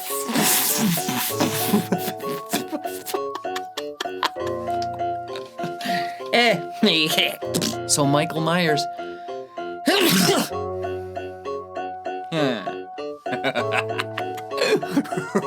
he includes us in it as well. So he hung Bob on the wall with Meyer. In other words, Bob became the art piece called Bob on the Wall. Bob.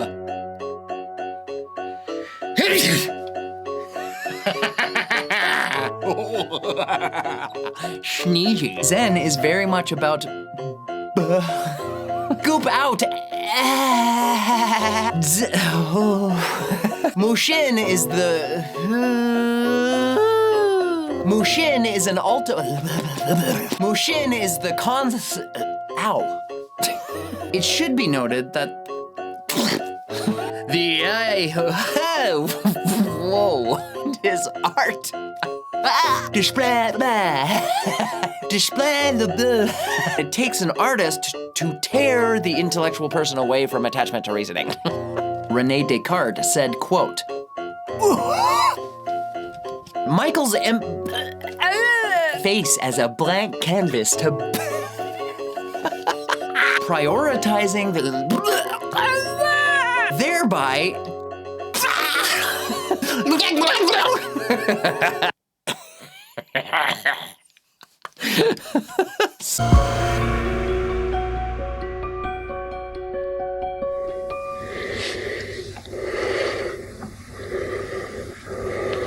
My fifth proof of Michael Myers being a Zen master is that he is a teacher who helps people learn the ways of Zen, even when he doesn't intend to, which is very Zen. One of the main lessons taught in Buddhism is that life is suffering, and this lesson is also taught by Michael Myers on Halloween. Which means that the shape teaches Dharma through pain. Dharma is a Sanskrit word used in Buddhism to represent a fundamental truth or natural law of the universe, usually revealed through the teachings of Buddha or his successors. In the Buddha Dharma, one of the 3 marks of existence is called dukkha, which is a Sanskrit word often translated as pain or suffering. In other words, the Buddha taught that being alive goes with the inevitability of feeling pain, and the boogeyman teaches the same lesson. This means that to be alive is to experience pain, and therefore one could argue that to feel pain is proof of life. In this respect, the shape proves that you are alive, because Michael Myers is the shape of pain. But dukkha is more than just physical and emotional pain, it's all levels of suffering, frustration, and the unsatisfactory experience of living a mundane, never-ending, unenlightened existence. However, it's through suffering that Michael Myers ends your mundane, unenlightened life. Similarly, the Buddha said, quote, I teach suffering and the cessation of suffering, end quote. Which is exactly what the shape teaches. The difference is that the boogeyman physically shows you suffering before he ends that suffering, because Michael Myers is the shape of suffering. Through his seminars on dukkha, the boogeyman teaches the Buddha's 4 noble truths by giving these lessons. 1. Pain exists. 2. Pain has a cause. 3. Pain ends. 4. There is a path that leads to the end of pain. To be specific, 1. You know that pain exists because 2. Michael Myers stabs you. Additionally, the physical pain of being stabbed comes with emotional suffering due to your frantic hope to escape the shape without being stabbed, but you simply cannot stop him. 3. The boogeyman teaches you that pain ends when he kills you. 4. The path that leads to the cessation of suffering is the path that leads to Michael Myers on Halloween. Whereas in Buddhism, the path is taught as the Noble Eightfold Path, which is comprised of 8 practices that lead to liberation. Moreover, a very important aspect of Buddhism, Zen in particular, is the unique transmission of such lessons from master to student. And Master Michael Myers directly teaches his students, victims! Life-altering lectures on pain, suffering, and death, all of which are very important lessons in Buddhism. especially death. Maranasati is a Pali word meaning mindfulness of death, and it refers to the Buddhist meditative practice of being mindful and aware that you could die at any moment. In the same way, the boogeyman is a literal constant reminder that death is always near. Therefore, Michael Myers is the shape of Maranasati, because he forces you to be mindful and aware that death is close at all times. He could be just around the corner, lingering behind the bushes, sitting in your back seat, waiting in your closet, or standing right behind you in the darkness. The shape shows you that death is inevitable and can come for you at any time, because Michael Myers is death incarnate.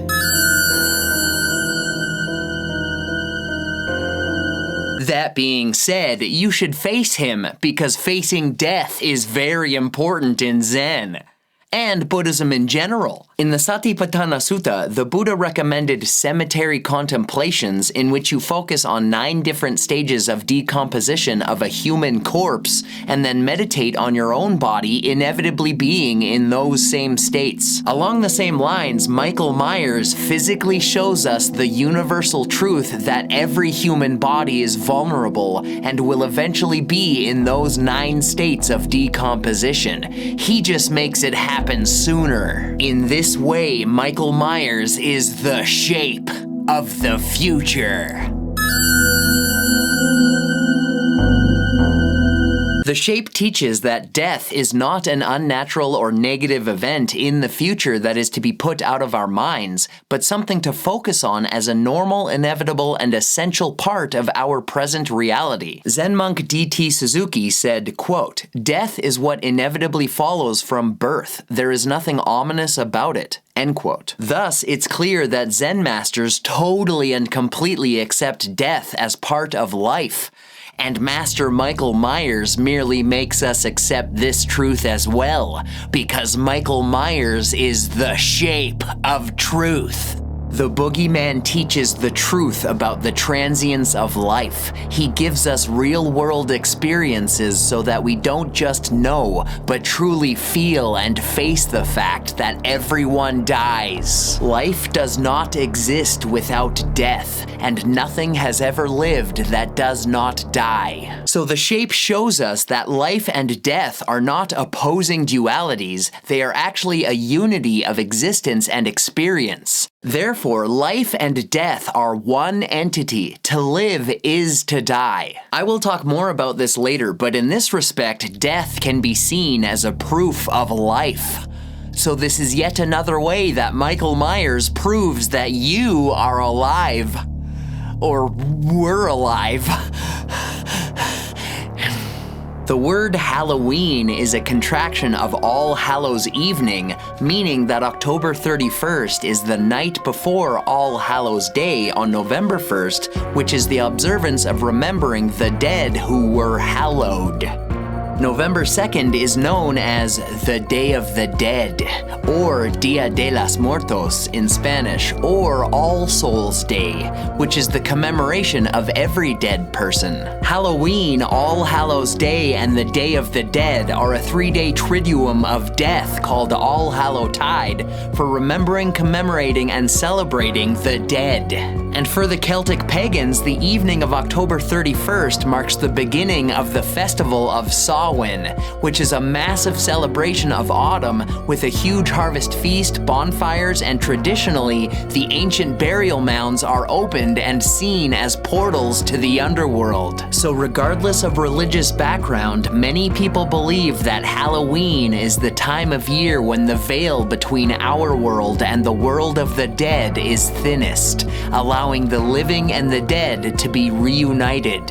And Michael Myers is really in the Halloween spirit of this celebration, because he literally reunites the living with the dead, mostly by making the living dead.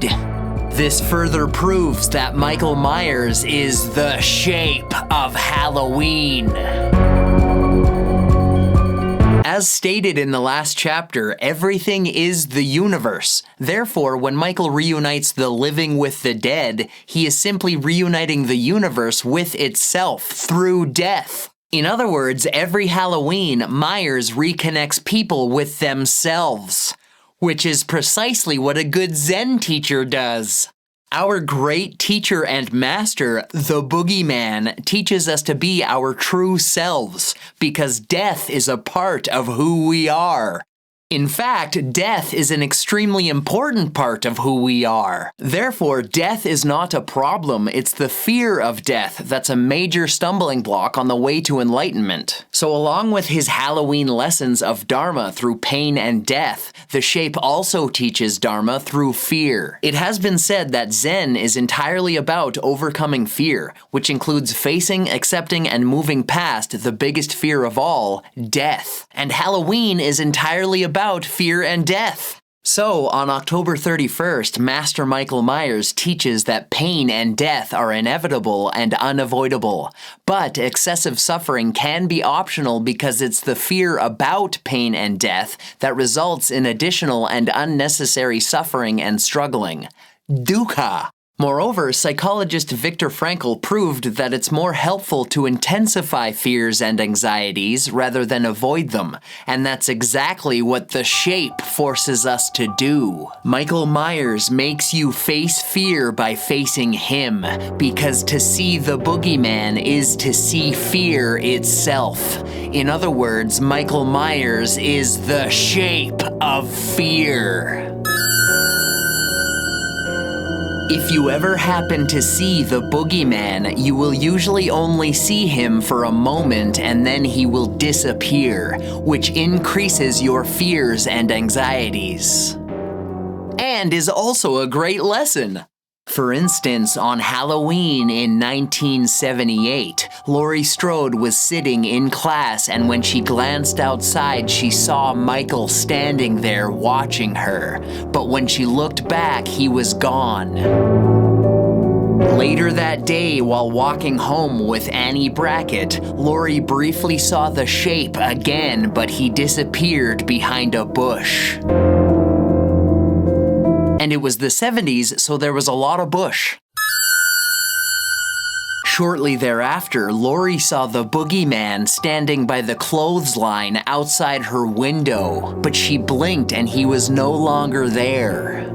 All of these situations made Laurie even more frightened. And were profound lessons from Master Michael Myers. He was revealing that it's often not reality, but thoughts and imagination that unnecessarily increase fear and suffering. This makes it very clear that fear is Michael's jnana. Jnana is a Sanskrit word that's usually translated as vehicle. In Buddhism, jnana means an adapted conveyance, method, or mode of practicing Dharma. For example, the Mahayana school of Buddhism has the prefix Maha, meaning great vehicle, and the Hinayana school has the prefix Hina, meaning small vehicle. Therefore, I think that the Halloween lessons from Michael Myers should be called the Fear-Jnana school of Buddhism, because many Zen students need aggressive lessons of fear, so the boogeyman runs them over with his vehicle of fear, even though we're still not sure where he learned how to drive. One of the reasons why I love Halloween is because I love fear. Fear is experienced, shared, sought after, and even welcomed every October. Halloween is the only socially acceptable time to embrace fear and death. As Sheriff Brackett said to Laurie Strode in 1978, "You know, it's Halloween. I guess everyone's entitled to one good scare, huh?" And through this Halloween fear, the shape shows you Dharma and the reality of here and now by terrifying you, which pulls you out of your mind and puts you back into your body in the present moment. Thus, when Master Michael Myers teaches you fear, he is asking you the very fundamental question, who are you when you are afraid? In Zen, this question is called a koan. The Japanese word koan is a Zen term for a certain kind of story, statement, question, or riddle given by a Zen master for the student to contemplate or meditate on, with the purpose of pointing the student towards enlightenment and the nature of reality and identity. The problem is that existence is not made of words, because words are illusory human symbols and concepts that represent reality, but words are not reality itself. That's why a koan may seem to be nonsensical or paradoxical, because koans attempt to communicate that which cannot be communicated. In other words, a koan uses words to show the limits of words while pointing beyond words and logic and reasoning. Thus, the problem of any koan becomes, how do you show what is real while only using illusions? Or, how do you get rid of illusions with illusions? The boogeyman is the answer to these questions. A koan is not meant for intellectualization, because the true nature of existence is like Michael Myers, in that it cannot possibly be truly comprehended, understood, represented, or totally shown. Reality is like the shape. It is ineffable, yet it is everywhere all the time. In this way, the boogeyman, Zen, and reality itself are all beyond human conception. They can only be seen, felt, and experienced in the here and now. That's why everything Michael Myers does is a koan, which can help you get in touch with the experience of enlightened existence. Michael Myers is the shape of a koan.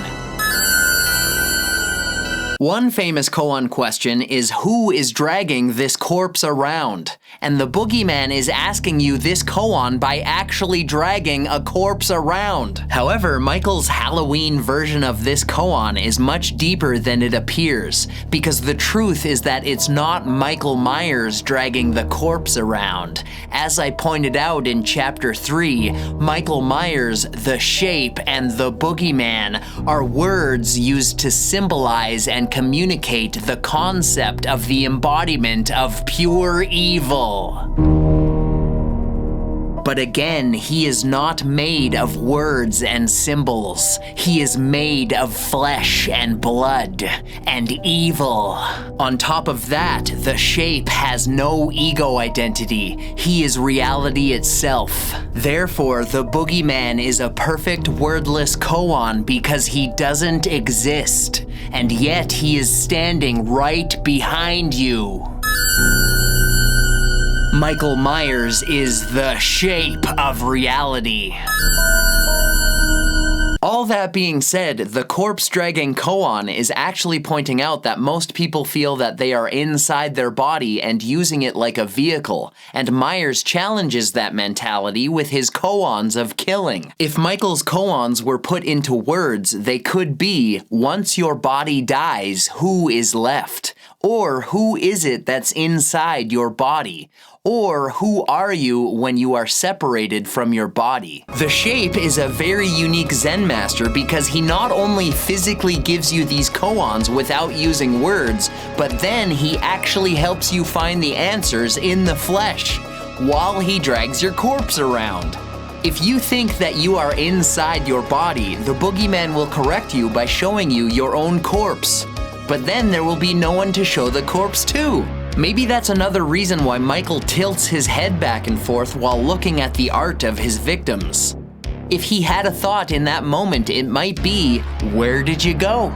Zen monk D.T. Suzuki said, quote, "It is a mistake to distinguish soul from body, mind from world, thinker from thought, seer from seen, actor from action, subject from object." End quote. And Michael Myers is a great teacher who doesn't talk about any distinctions or differentiations whatsoever. In fact, he doesn't talk about anything at all. And he does more than just point at your ineffable existence. He makes you feel reality with his knife.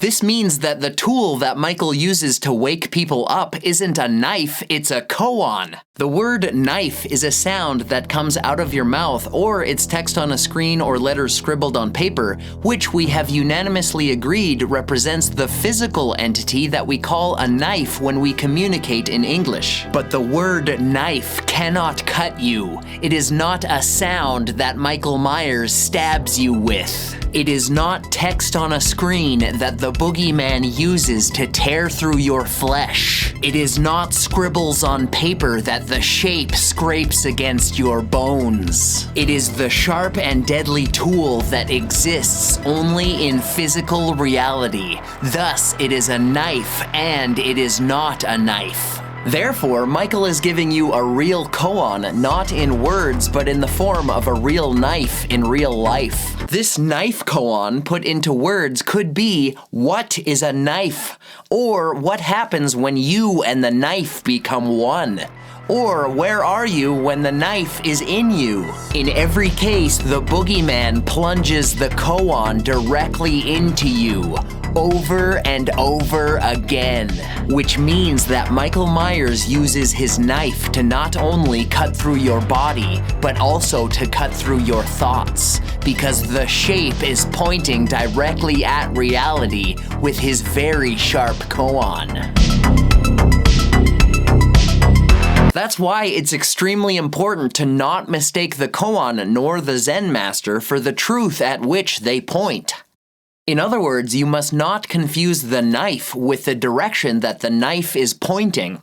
A koan is like any Buddhist lesson. It's a valuable instruction or sign that points you towards the correct path, but it is not the destination. You must follow the direction that the sign gives you, not the sign itself. For example, a street sign can give you directions to Haddonfield, but it isn't Haddonfield itself, nor is it in Haddonfield. It just sits in the same spot and you're supposed to follow the sign's directions, not the sign itself. Because if you follow the sign, you won't go anywhere. Therefore, do not get attached to the sign. If you do, Michael Myers will impale you on the sign. And the shape isn't the only Zen master who teaches non-attachment to the signs and teachings of Buddhism. The Buddha said, quote, "The root of suffering is attachment," end quote. And in the Diamond Sutra, he told a parable about a raft that helps you cross an expanse of water to get to the other shore where a better life is waiting. Once you get to the other shore, you no longer need the raft, so you leave it there. Vietnamese Zen monk Thich Nhat Hanh summed up the point of this parable when he said, quote, "The teaching is like a raft that carries you to the other shore. The raft is needed, but the raft is not the other shore. Use the raft to cross to the other shore, but don't hang on to it as your property. Do not become caught in the teaching. You must be able to let it go." End quote. And Michael Myers is truly a great teacher because he not only makes you get on the raft as you try to escape him and his lessons of pain, fear, and death, but he also helps you to not get attached to the raft because he drowns you in blood. In other words, much like the Buddha, the boogeyman teaches you to not hang on to any teachings. In fact, Master Michael Myers makes you let go and become unattached to all things, because it's impossible to hold on to anything when you're dead. For example, the shape literally hung Bob on a knife, which helped Bob to not get metaphorically hung up on anything. Thus, another knife koan from Michael Myers is, how can you be hung up on a knife? And then he shows you the answer. Renowned Taoist Zhuangzi said of non-attachment, quote, "The fish trap exists because of the fish. Once you've gotten the fish, you can forget the trap. The rabbit snare exists because of the rabbit. Once you've gotten the rabbit, you can forget the snare. Words exist because of meaning. Once you've gotten the meaning, you can forget the words," end quote. And the shape shows us this same concept. The butcher knife exists because of the flesh. Once you've cut the flesh, you can forget the knife. Or use it to hang up the flesh art. In other words, physical reality is not based on concepts, so once you get the lessons from Michael Myers, you can let go of all concepts and lessons. Zhuangzi finishes the aforementioned paragraph by asking, quote, "Where can I find a man who has forgotten words so I can talk with him?" End quote. The boogeyman is that man beyond all words, and he teaches wordless knife koans because he is unattached to words and all other things. Michael Myers is the shape of non-attachment.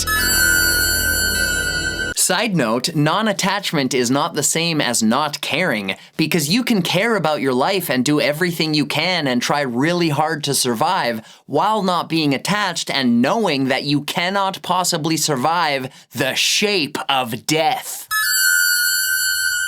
Zen is so centered on non-attachment that it's even focused on becoming unattached to Zen itself. Zen masters constantly refer to the teachings as a finger pointing at the moon, where the moon is the whole point and you should not mistake the finger for the moon. Also, definitely do not get attached to the finger, nor the direction in which it points. If you do become attached to the finger, Michael Myers will cut the finger off.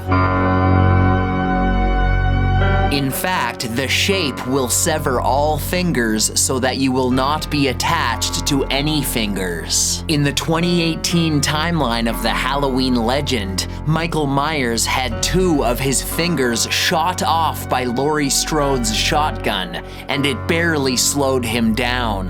The boogeyman is so unattached to all things that he isn't even attached to his own fingers. Literally. And that is very Zen.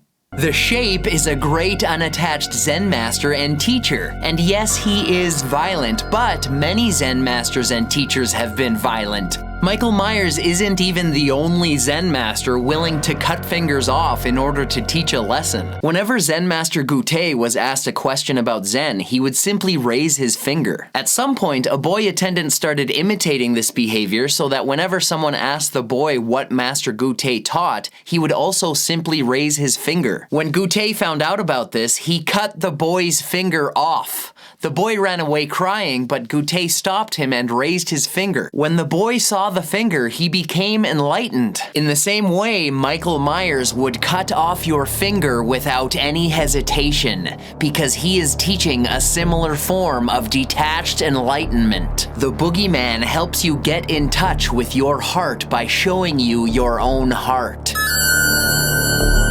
And I think it's very profound that Michael Myers wants to touch all of our hearts. The problem is that the shape is so advanced beyond us in Zen that we don't understand many of his lessons. But we often don't understand Zen teachers, and that's usually the point. Was Master Gutei a bad person for helping the boy become enlightened? Was his means too mean to justify the end? Enlightenment is an extremely rare occurrence, yet human fingers are not rare at all. Most people have 10 of them. Which means that when Gutei was alive in the 9th century, there were over 2 billion human fingers on Earth. So what if 1 finger out of 2 billion was chopped off? The result was that the boy became enlightened. Not to mention that he still had 9 other fingers. To me, 1 finger is clearly worth the price of enlightenment. I would gladly give up a finger to be enlightened. Michael Myers gave up 2 of his. The boogeyman teaches that any finger can be a koan pointing you in the right direction, but the finger itself is not the direction nor the destination. Furthermore, the shape shows that no matter where the severed finger lands, it's still pointing in the direction of Zen, because Zen is everywhere, just like the shape. Therefore, don't be attached to your fingers, nor the idea of losing a finger, or even enlightenment itself. In this way, you can give the finger to enlightenment, just as Michael Myers did. You can be unattached to all things, exactly like the boogeyman. D.T. Suzuki said, quote, "Enlightenment is emancipation from all things," end quote, and the shape emancipates you from everything. Michael Myers teaches the Zen lesson that there's nothing to be attached to, especially life itself, because life is temporary and cannot be held on to no matter what you do. The shape proves this by tearing people away from their desperate clinging to life. In other words, the boogeyman makes people become unattached to life. Literally and metaphorically. And not being attached to anything is so important in Zen because everything is change. I will talk more about this later, but the point is to not bother grasping or holding on to anything because it's futile and you will merely lose a finger or two. Which, according to Michael Myers, is fine. Moreover, many people have violently lost larger body parts than fingers in their search for enlightenment. And some of them weren't even students, victims of the shape. When Bodhidharma brought Zen from India to China, he refused to teach Dazu Huika. Huika waited outside Bodhidharma's cave all night in the snow, and in the morning, Bodhidharma still refused to teach him. Huika then chopped off his own arm and presented it to Bodhidharma as an offering of his sincerity and a token of his resolve. At that moment, Bodhidharma accepted him as a student, and Huika later became the second founding master of Zen in China. But you don't need to chop off your arm to get Michael Myers to teach you, because he will chop off your arm for you. Furthermore, you don't need to seek him out at all, because the shape will find you, and he will teach you his lessons even if you don't ask him to. In fact, the boogeyman will continue to teach you even when you beg him to stop. After losing his arm, Huika asked Bodhidharma to pacify his mind, so Bodhidharma said, "Show me your mind so I can pacify it." Huika said, "When I look for my mind, I cannot find it." Bodhidharma responded, "There, your mind is pacified." But again, you don't need to ask Michael Myers to pacify your mind because he will do it for you by showing you your brain where your mind is supposed to be. Then, when you literally look for your mind in the flesh of your brain, you won't be able to find it, and this will pacify your mind. Because you will no longer have a mind. In other words, the shape will help you get out of your head by showing you your own head. Michael Myers teaches you that trying to pacify your mind with your own mind is like trying to wash blood off your hands with blood. It's futile and pointless, and Michael will just keep adding more blood. Or he will simply chop off your hands.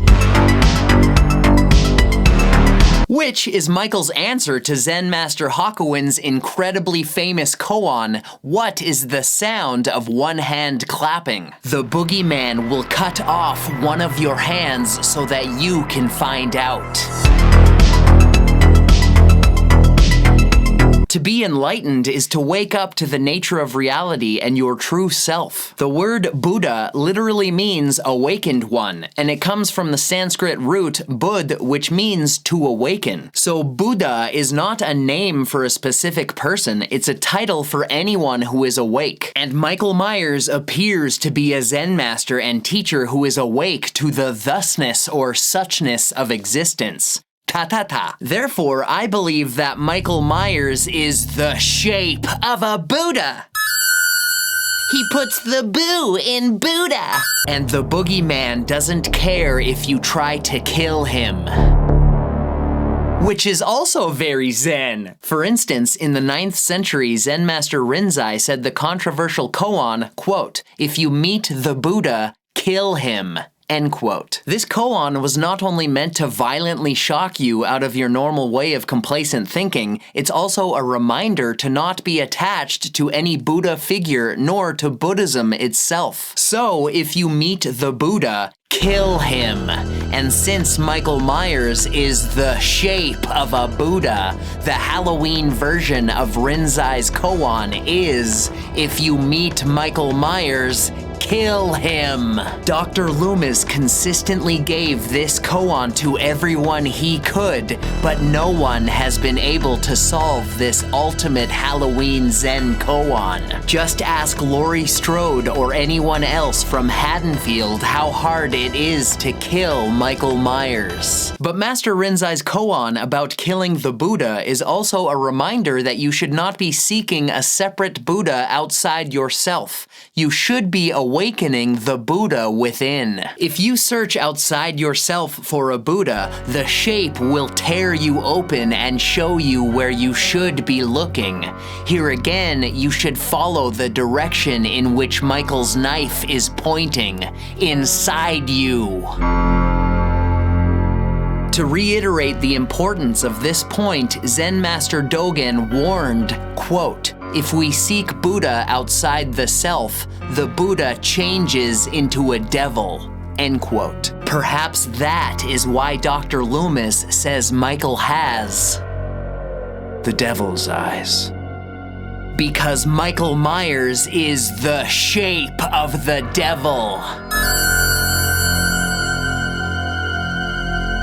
Michael Myers is the shape of reality. So what if not? To me, as I'm broken. You know, it's Halloween. I guess I have Michael Myers not only shared and for example, with the purpose of pointing the student towards the face him and in the Sati everything Michael Myers does is a koan.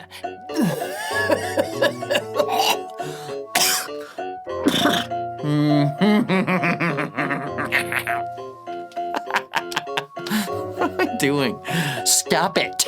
This means that the word knife, another knife koan from Michael Myers. The shape is a great Zen master and teacher. He puts the boo in Buddha.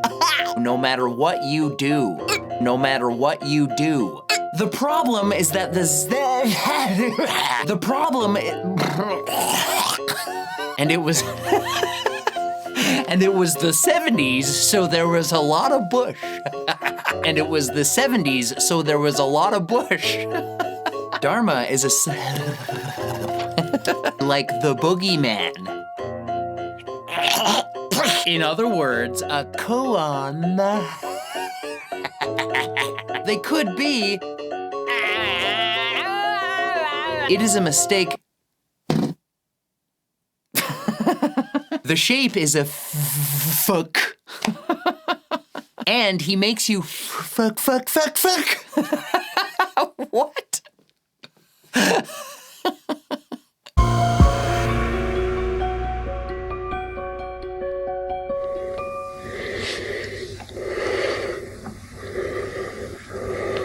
My sixth proof of Michael Myers being a Zen master is that he kills egos. In Zen, becoming unattached to the ego and going beyond all forms of identity are important steps towards enlightenment. Therefore, all Zen masters are experts at eradicating egos, and the boogeyman is no exception. He uses his knife to cut through your ego while he cuts through your flesh. In doing so, the shape shows you that your ego dies when your body dies, and there's no point in being attached to either. This means that Michael Myers is a serial ego killer, as well as an actual serial killer. Zen monk D.T. Suzuki said, quote, "Identity is a static condition and decidedly associated with death. When we are dead, we return to the dust where we started. We are then identified with the earth. Identification is not the thing to covet highly. Let us destroy all such artificial barriers we put up between nature and ourselves, for it is only when they are removed that we see into the living heart of nature and live with it, which is the real real meaning of love. For this, therefore, the clearing away of all conceptual scaffolds is imperative." End quote. This is precisely what the boogeyman does. When Michael teaches kills, he eliminates, eradicates, and erases all traces of ego and identity, along with all other artificial barriers, distinctions, concepts, and ideas that block us from seeing into our own living hearts of nature.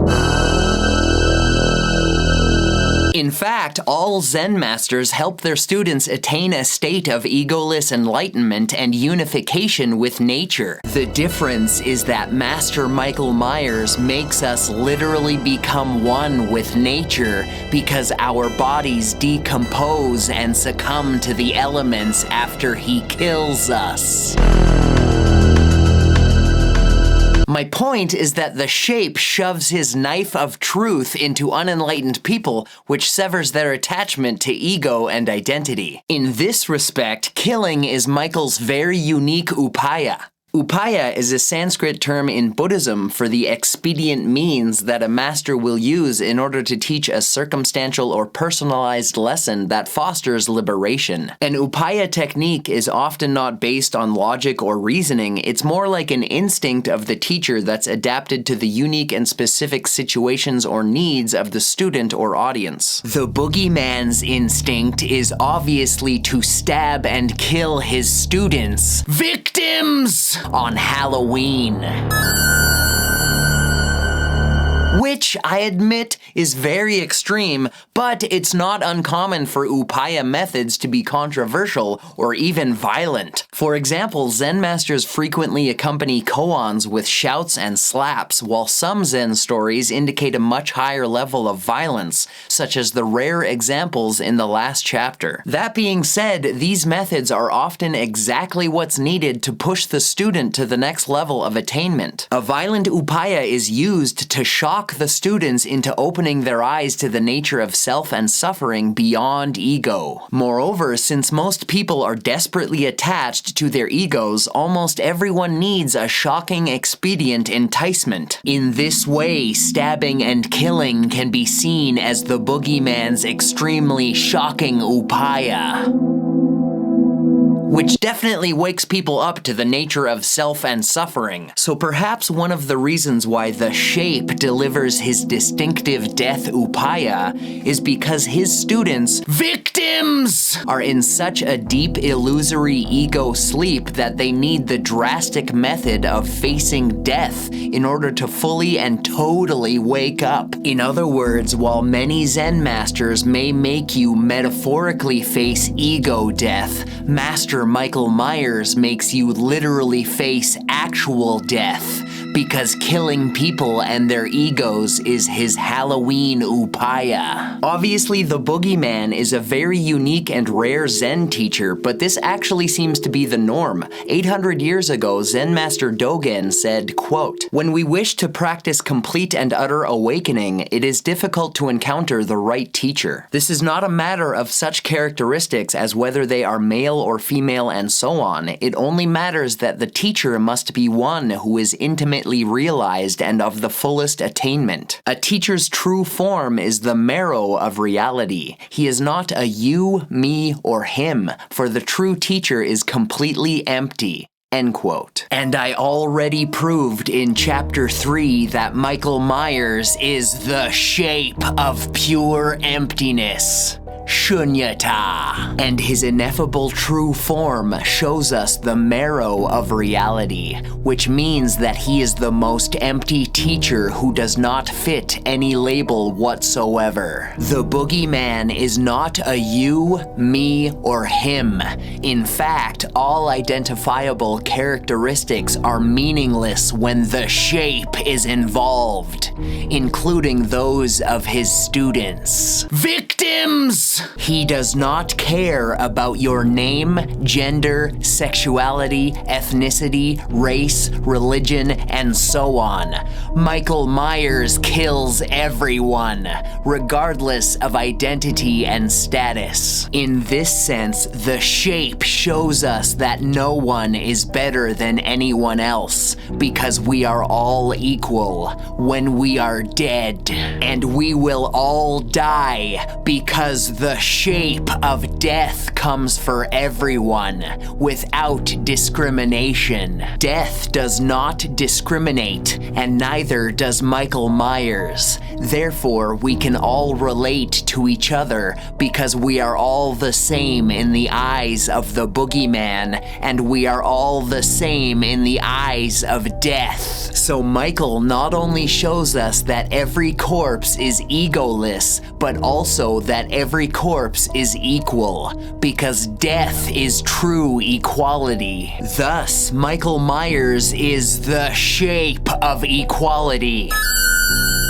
To wake up and be egoless and enlightened is to go beyond all concepts, see things as they are, and become unified with everything to the point where physical death is simply seen as change in the cycle of existence. On the other hand, attachment to ego and identity turns this natural wheel of existence into dukkha, suffering. This is known as Saṃsāra, which is a Sanskrit word used to represent cyclical change and the never-ending wheel of suffering through birth, mundane existence, and death. The boogeyman merely makes this wheel of pain spin faster, because Michael Myers is the shape of Saṃsāra.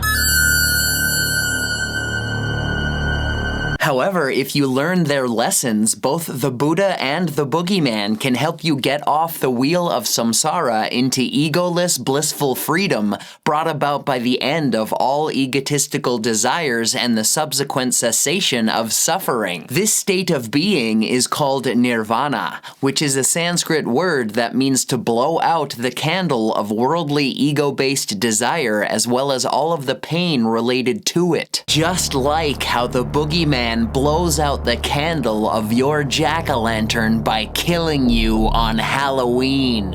In other words, the shape shows you that there are no egotistical desires and subsequently no suffering when you're dead. That is final nirvana. Alternatively, nirvana can be found in life if you take the steps to realize Śūnyatā, egolessness, non-attachment, and all the other Zen characteristics of the boogeyman that I've been describing in this thesis. For all of these reasons, especially the fact that nirvana is the end of suffering, I think that Michael Myers is the shape of nirvana.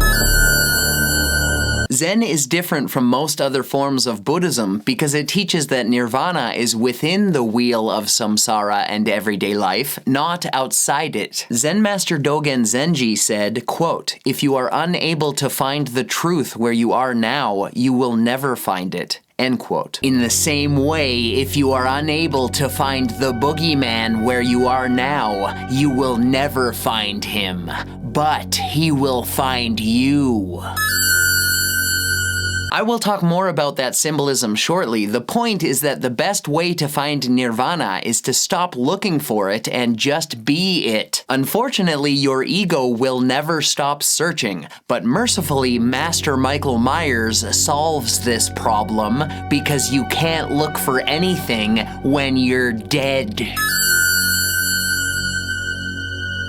Michael teaches that it's not your life and ego, but your attachment that's one of the most severe forms of suffering. Your ego is an idea that doesn't exist in physical reality, and every living thing inevitably dies, so your attachment to any of it is pure suffering. Thus, when the boogeyman comes after you on Halloween and you desperately try to cling to your life, that is your ego illusion trying to hang on to something it cannot possibly hang on to. Philosopher Alan Watts perfectly described this situation as the illusory hand grasping at smoke. Fortunately, Master Michael Myers not only extinguishes the flame of your jack-o'-lantern on Halloween, he also blows away the resulting smoke so that there's nothing to grasp at with your dying illusory hand. These are all some of the reasons why an important saying in Buddhism is die before you die. It means that you face, accept, and transcend your inevitable death before it physically happens. Die before you die also means killing your ego before the boogeyman actually kills you. Therefore, I think that the Halloween version of this saying is die before Michael Myers kills you. Which very few people do. It's quite clear that all of Michael's past students, victims, were unenlightened, and therefore it could be hypothesized that his target demographic is unenlightened people. Which, I might add, is the same demographic of people who become students of Zen masters. So I think that the boogeyman kills unenlightened people. Perhaps this is why the shape kills so many people, because most people are unenlightened and attached to their egos. In other words, every person on this planet is Michael's potential student. Victim! All that being said, even though the shape clearly has no moral compass or any reasoning whatsoever, Myers doesn't kill any of the children that run into him on Halloween. For example, on Halloween in 1978, 3 boys were tormenting 8-year-old Tommy Wallace by surrounding him and yelling, "He's gonna get you, he's gonna get you, he's gonna get you, he's gonna get you, he's gonna get you, he's gonna get you, he's gonna get you. The boogeyman is coming." To their credit, they were actually correct about that. Tommy tried to get away from them, but he was tripped by Richie, making him fall onto the pumpkin he was holding. At that point, all the boys laughed and ran away, which was when Richie literally ran into the shape. But the boogeyman didn't kill Richie. He let the boy go when he could have easily killed him.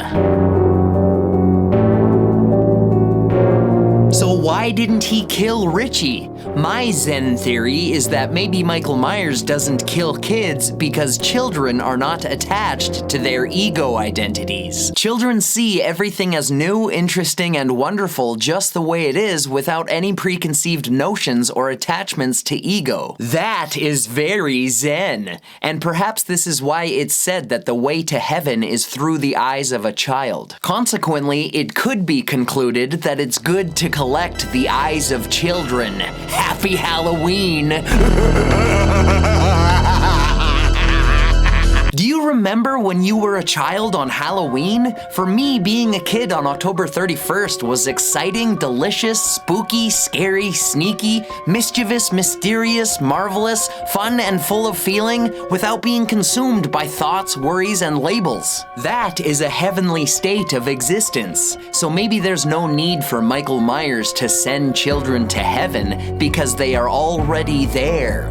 D.T. Suzuki said that a child has, quote, no scrupulousness, no deliberation as regards practical and worldly merit or demerit. In this respect, the child is angelic, even divine, end quote. Basically, children have innocent eyes that see heaven in everything because they are not attached to any concepts, ideas, or ego identities. However, all of that changes as they grow up and their ego takes over to see everything in terms of survival and profit. In other words, most children lose their eyes of heaven when they gain the egotistical adult eyes of hell. Luckily, the boogeyman will carve out your eyes like a jack-o'-lantern and send you to heaven on Halloween, because Michael Myers is the shape of hell. C.T. Suzuki continues, saying that a child, quote, ignores all the social devices that keep grown-ups decent and conventional and law-abiding. It is living under no such artificial human-made constraints. The practical outcome of such behavior may not always be acceptable to the taste of so-called cultivated, refined, sophisticated people of the world, but the question here is not one of such practical considerations, but of the genuineness of motive, the disinterestedness of feeling, and the immediateness of response. End quote. Maybe that's a Zen statement proving that Michael Myers is childlike in his killing because he is immediate, disinterested in feeling, and his motive is totally genuine since he exists only to kill people. In Zen terms, Michael came into this world as a natural-born teacher, killer, and his sole purpose is to teach. Kill! At 6 years old, Michael started teaching, killing! And after that, only his body matured along with his skills in teaching, killing! But his essence remained juvenile and unattached to ego. Perhaps this is why the shape seems so childlike while making and admiring his Halloween art. With that said about Michael Myers not killing children, it's very clear that he has no problem killing teenagers, which is an aspect about him that is totally understandable, if not totally forgivable. In fact, teens appear to be Michael's main prey, maybe because teenagers have recently lost their childlike innocence and instead have massive egos which they are becoming totally attached to. These facts further prove my theory that the shape teaches kills people who are unenlightened and attached to their egos. And teaching unenlightened ego-based people is exactly what Zen masters do. At the same time, however, I also think that the boogeyman has no rhyme or reason in anything he does, and we will never totally understand him. In other words, he is often a completely contradictory koan with perfectly puzzling and perplexing behavior. He is an unsolvable mystery, just like the universe and Zen itself. I'm simply theorizing why Michael Myers kills adults and teenagers but not kids. Or babies. For example, in the 2018 timeline of Halloween folklore, he indiscriminately killed an anonymous woman with a hammer in a random house that he wandered into. Then the shape grabbed a knife and looked at a crying baby in a crib.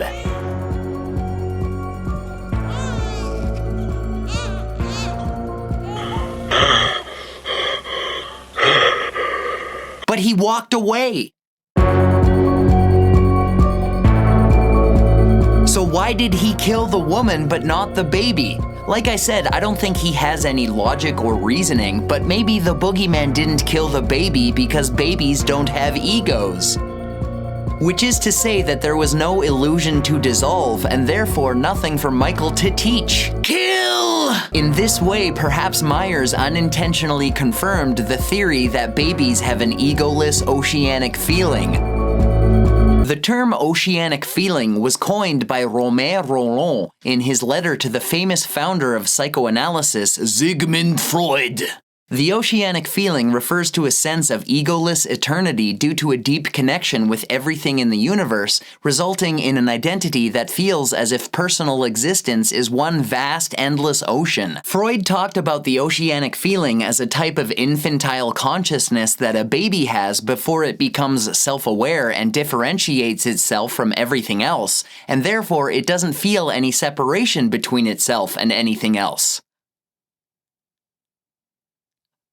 This makes sense because if you imagine what it's like to be a baby where everything is new and unknown, including yourself, you would have no concept of self and other. Life would appear uniform yet magical since you wouldn't know nor be attached to ideas of differentiated individuality or ego identity. Alan Watts, however, talked about the theory of an adult oceanic feeling, which is not the undifferentiated, unintelligent, and unsophisticated experience of the baby, but mature egolessness with a reconnection to universal consciousness as an adult, where one can still recall the knowledge of ego, identification, communication, social norms and behaviors, etc., yet not be attached to any of it. This is akin to egoless enlightenment in Zen, and I would argue that the shape is totally connected with this oceanic feeling, to the point where he sees everything as an ocean of himself. In other words, in his eyes, we are all an ocean of Michael Myers.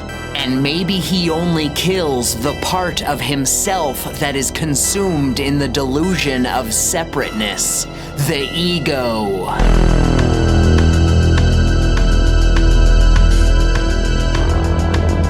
Which again is why he kills so many people.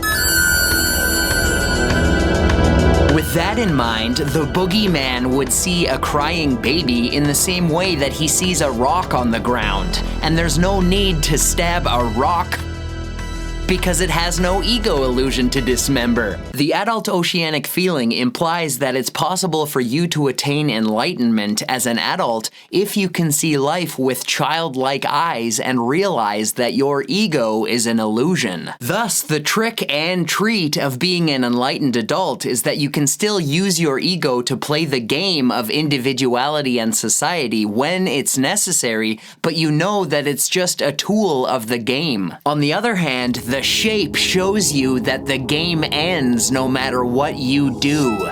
You either end the game yourself by becoming enlightened and unattached to your ego while you are alive, or the game ends when you die at the hands of the boogeyman. In many ways, Michael Myers is the shape of the end. When he kills you, the boogeyman is forcing you into physical union with the universal ocean beyond your ego. This means that the shape is getting rid of your ego illusion and showing you that the real you always survives because you are an individual yet inseparable manifestation of the eternal universe in the present moment. Therefore, Michael Myers is not actually killing you, he is killing your ego. He is waking you up to the fact that you are enlightened, because you are the universe and your ego is not real. In this respect, the boogeyman is an embodiment of egoless enlightenment trying to reach you and wake you up. In other words, Michael Myers is the shape of enlightenment. The simple truth is that most people are not awake to our connections, but Zen and the shape can help wake us up to our wholeness. Therefore, maybe the boogeyman gives your body extra holes in order to show you that you are whole, because Michael Myers is the shape of the whole.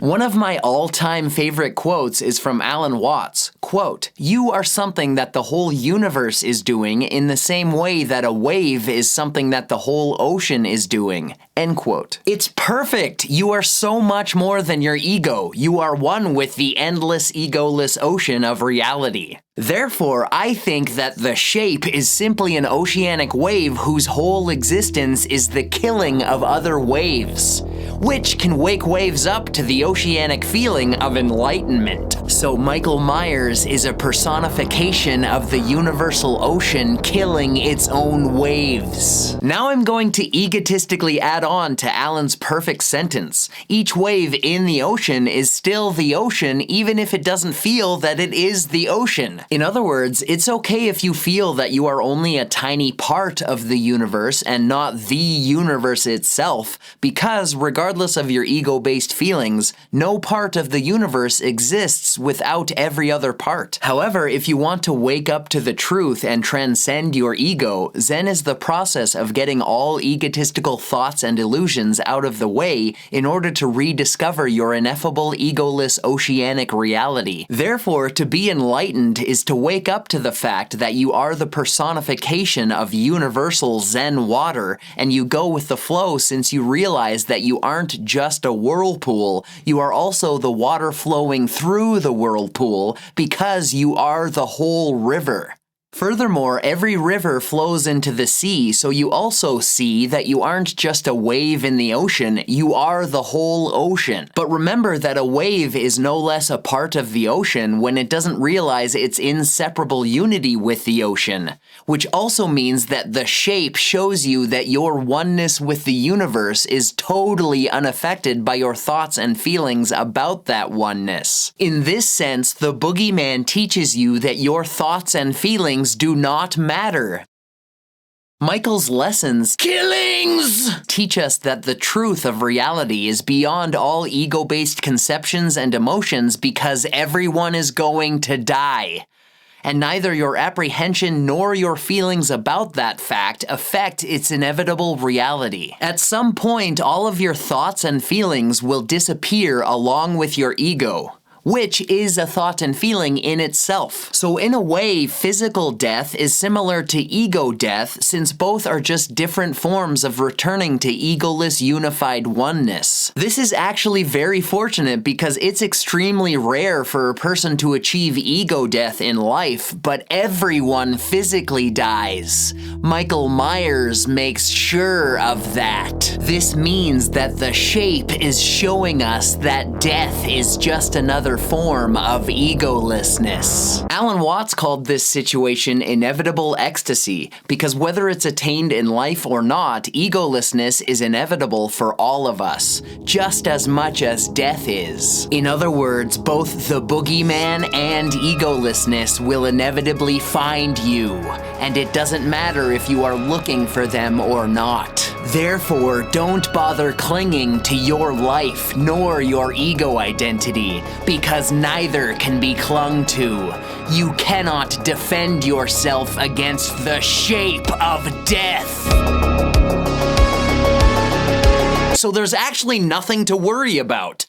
Worrying can't stop you from dying, just like worrying can't stop the boogeyman. To paraphrase the Dalai Lama, who in turn was paraphrasing the Buddhist monk Shantideva, if the problem can be solved, why worry? If the problem cannot be solved, why worry?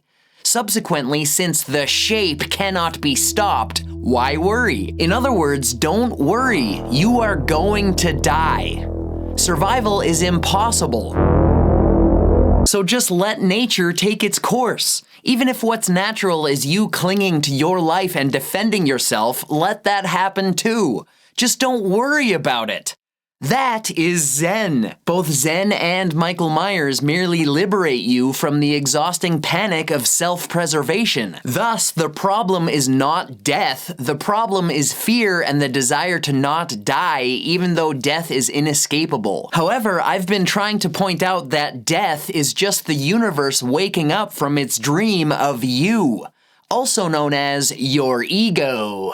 So what you are actually probably afraid of is egolessness, but that fear is your ego. And the boogeyman teaches you that no matter what you do, one day it will all be over. So just relax. Don't stress, don't worry, don't be attached, because everything works out in the end. In this regard, it doesn't matter whether you achieve enlightened egolessness in life or in death. And it definitely doesn't matter to Michael Myers, because nothing matters to the shape. The boogeyman feels nothing because he is nothing. Śūnyatā. The shape simply teaches you to remember who you are because your ego made you forget who you really are. Therefore, the boogeyman is a teacher who helps you forget your forgetting. In other words, he is the universe trying to remember itself. In this way, Michael Myers is the shape of remembering. Alan Watts cleverly said that the word remember is to remember or reassemble something back together from the pieces in your mind. Therefore, I conclude that the word forget is to dismember, which means that you are metaphorically dismembered when you have forgotten who you really are. And Michael Myers literally dismembers you so that you remember who you are. In other words, your ego is the dismembered universe, and the boogeyman dismembers that dismembering. Thus, Michael Myers is the shape of dismembering.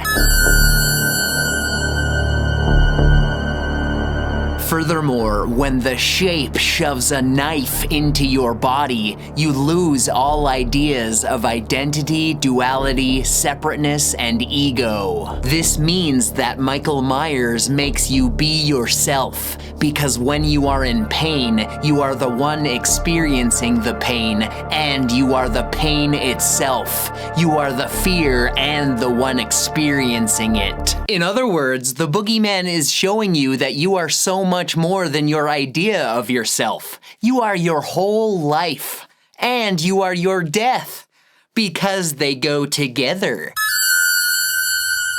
Ow.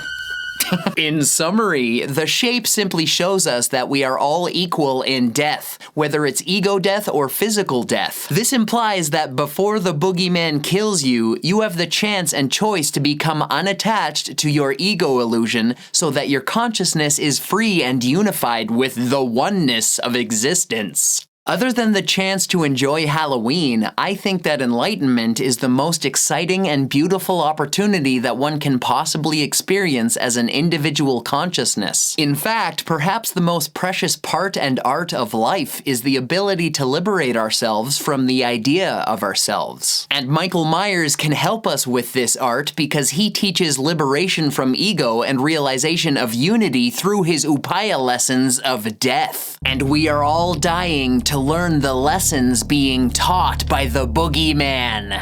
Literally.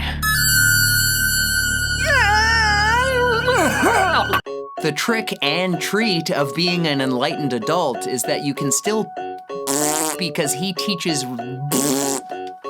Michael Myers not only the boogeyman's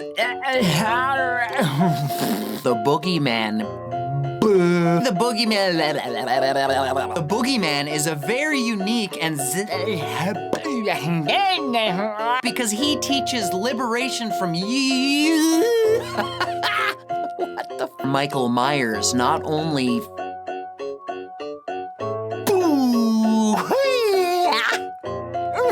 in this way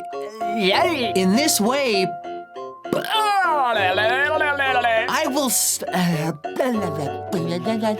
These are all some of the reasons why an important saying in Buddhism These are all some of the reasons why you are one with the endless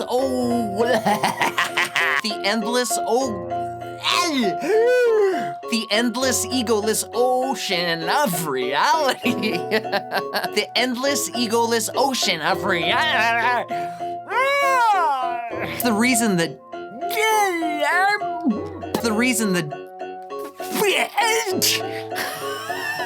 the shape delivers his Alan Watts perfectly described this situation as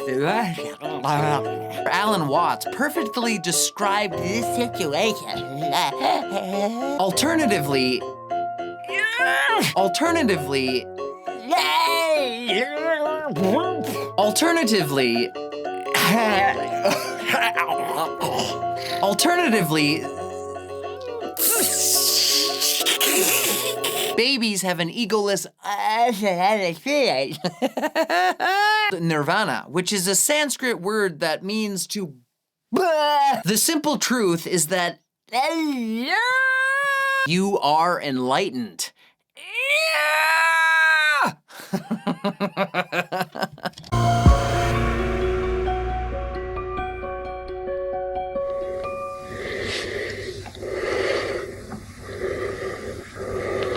My 7th proof of Michael Myers being a Zen master is that he teaches us the nature of existence. The main characteristic of the natural universe that the shape shows us the most is obviously the transience of life. This means that the boogeyman gives us lessons in anicca, which is arguably the most important of the Buddha's 3 marks of existence. The Sanskrit word anicca means impermanence, and Michael's main function, killing, repeatedly proves that life is impermanent. In this sense, Michael Myers is the shape of impermanence.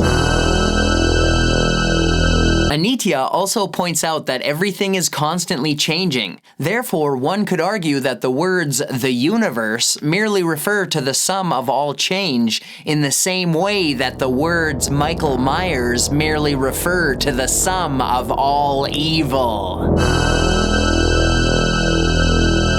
Anicca means that nothing in this universe is permanent, not even your pain, and the shape shows you the same thing when he kills you.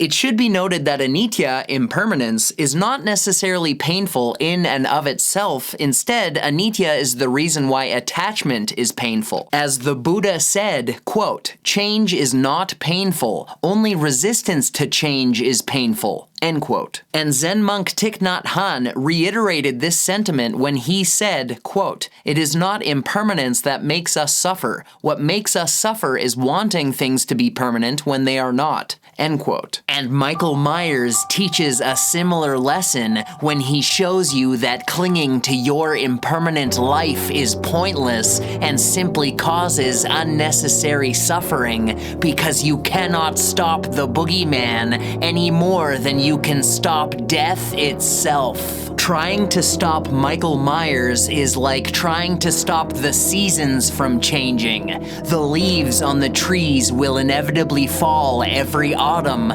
just as the shape will inevitably kill on Halloween, and there's nothing you can do to stop either from happening. Correspondingly, your attachment to the green leaves will not stop them from changing color, falling, and dying in the same way that your attachment to being alive will not stop the boogeyman from choking you until you change color, fall, and die, much like an autumn leaf. Michael Myers hereby emphasizes that life is as fleeting and frail as the fallen leaves under his footsteps on Halloween night. Furthermore, your attachment or avoidance of this fact only results in compounded suffering because the boogeyman inevitably makes life change into death. In this way, change is just as inescapable as death, and therefore Michael Myers is the shape of change.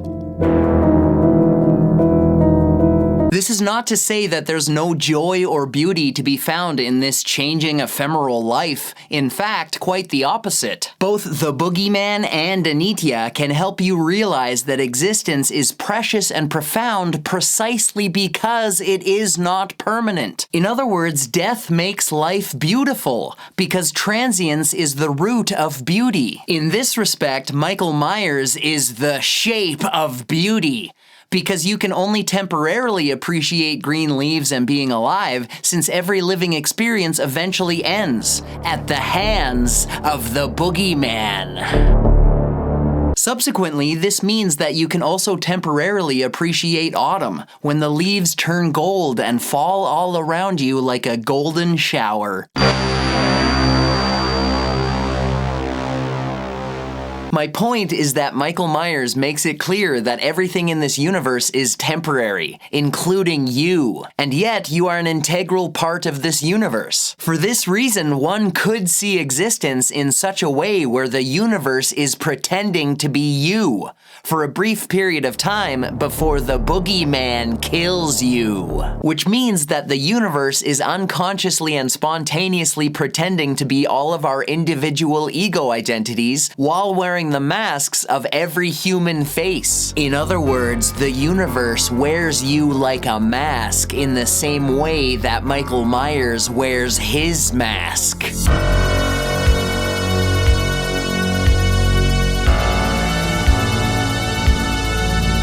This means that your ego identity, your idea of yourself, is a mask. Therefore, the shape is a metaphorical mirror reflecting the reality that we are all the one wearing the masks of the many. In this regard, Michael Myers is the shape of everyone. To push this metaphor even further, the empty, anonymous mask that the boogeyman wears has the universal potential to be any human face. It could be your face, my face, or even William Shatner's face. Can we just take a second to fully appreciate this face morph I made? It took me hours to make, and I'm very proud of it. Let's take another look.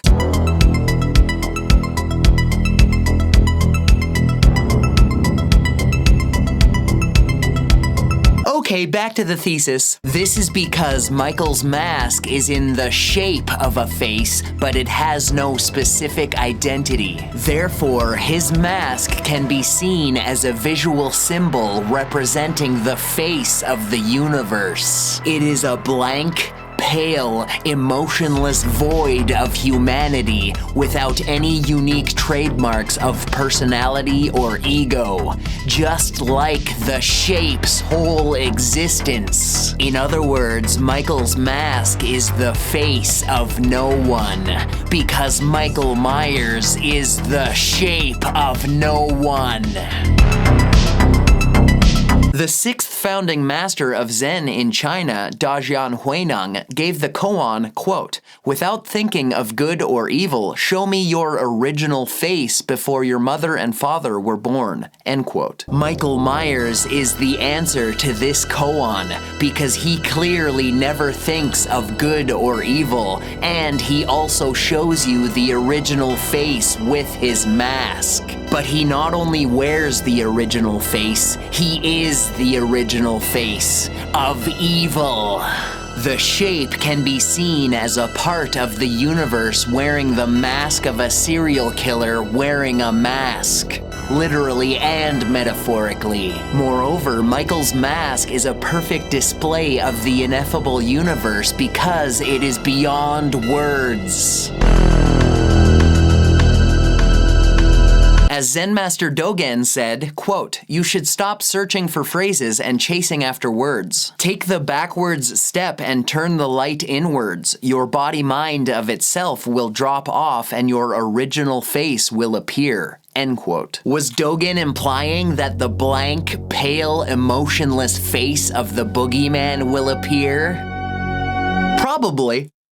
Michael's mask is horrifying because it is pure, unknown emptiness, and at the same time, it is also another wordless Zen koan for his students, victims, in the form of, what is the face of no face? Myers then shows you the answer to this koan as he silently stares at you through his mask of faceless anonymity. Furthermore, when you see the expressionless facade of the shape, you get a glimpse into true emptiness just before you die, because looking at his mask is seeing the void, Śūnyatā. In other words, you are staring into the abyss as the abyss literally stares back at you, because Michael Myers is the shape of the abyss. The abyss is the absolute unknown, so is the boogeyman. And literally on top of that, the mask that the shape wears is the face of the unknown, which means that Michael Myers makes us face the unknown in many ways, and people fear the unknown. Thus, people fear the boogeyman because Michael Myers is the shape of the unknown. A big part of the reason why the boogeyman terrifies us is because it is unknown who or what he truly is. So we have no idea why he does anything. Because of this, his potential capabilities and limits are also totally unknown. Therefore, much like how he disappeared after being shot 6 times on Halloween night in 1978, Michael Myers could potentially reappear anytime and anywhere to do anything to anyone.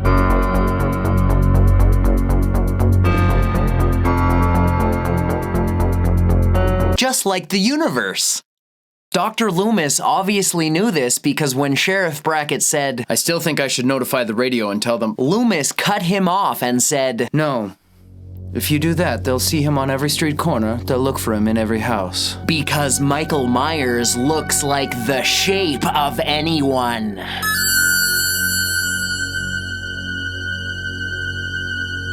And you can also look like anyone. This is another one of the joys of Halloween. I call it Halloween trans egoism. You can put on a mask, dress up in a costume, and transcend your ego to become anyone or anything for that one special night of the year.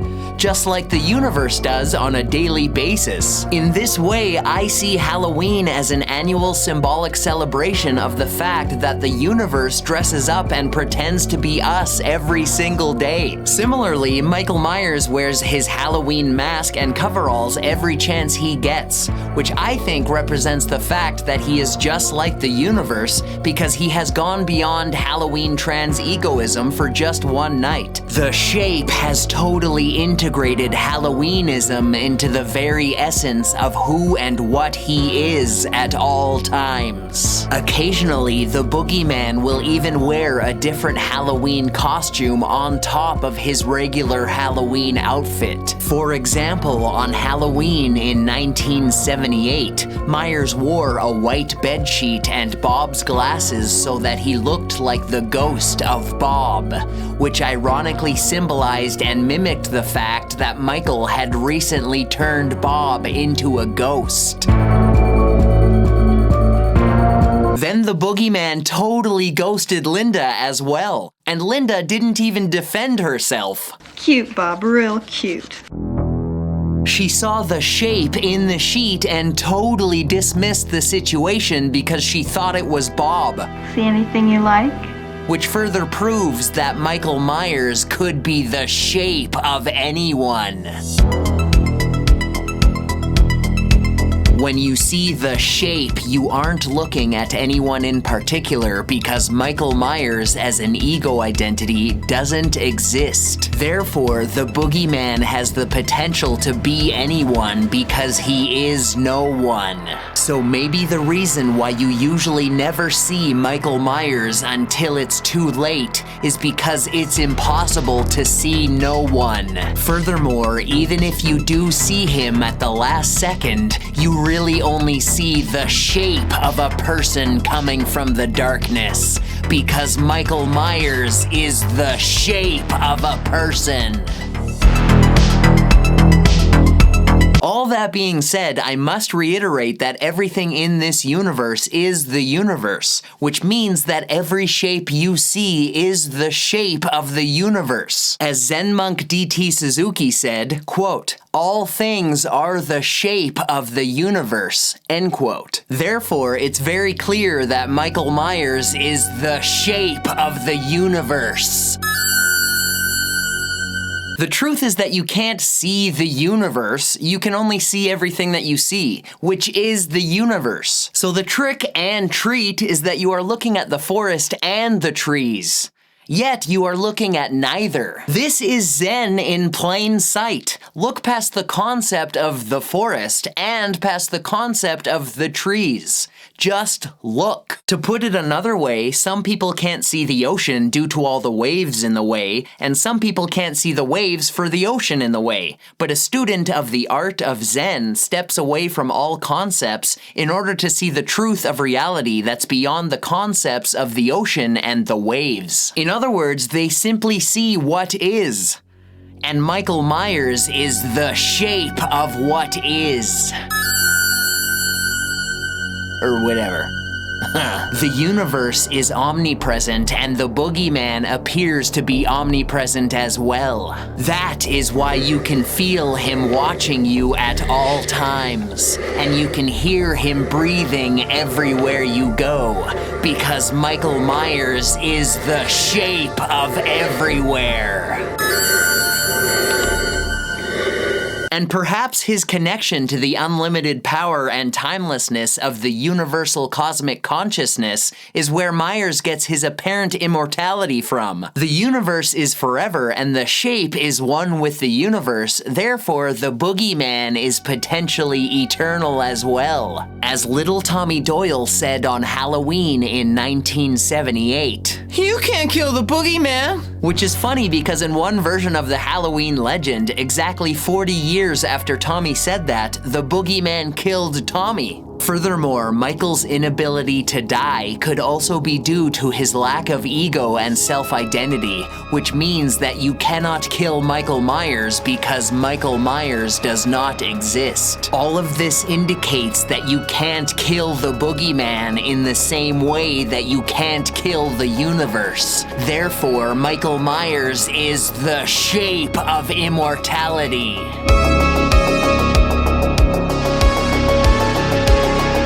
The Lotus Sutra says that the Buddha's lifespan is immeasurable. Therefore, the Buddha cannot die and is forever teaching the Dharma. And the same could be said of the shape. Thus, maybe Michael Myers is the Buddha in the shape of the boogeyman. Regardless, it's quite clear that Michael Myers is unkillable and unstoppable, just like the universe and the Buddha. Therein lies another great lesson from the shape. He shows you that there's nothing you can do to stop him. Just like there's nothing you can do to get rid of your ego and become enlightened, because you do not exist.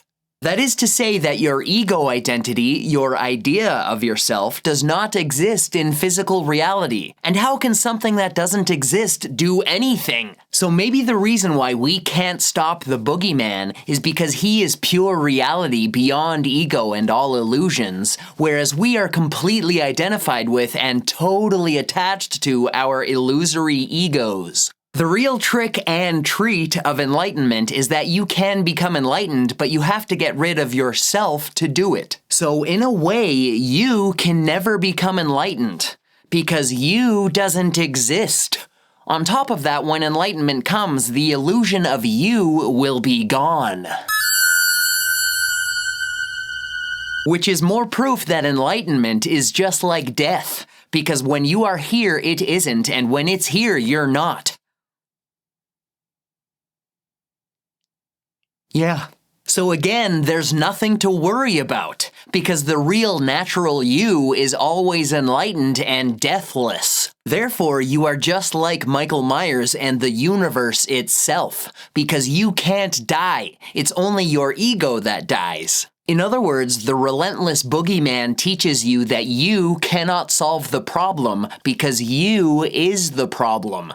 That is to say that your ego is the problem. But your ego is an illusion, which means that your whole problem is an illusion and therefore you have no problem. Yet you keep trying to solve a problem that doesn't exist.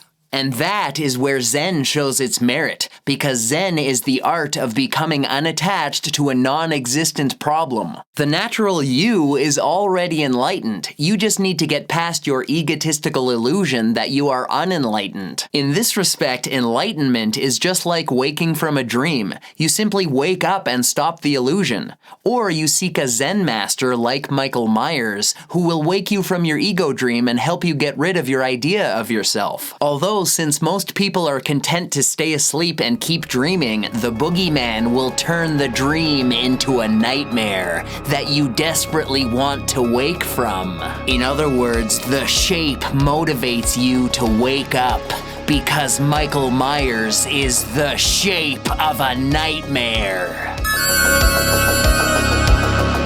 The boogeyman shows you that there's nothing you can do.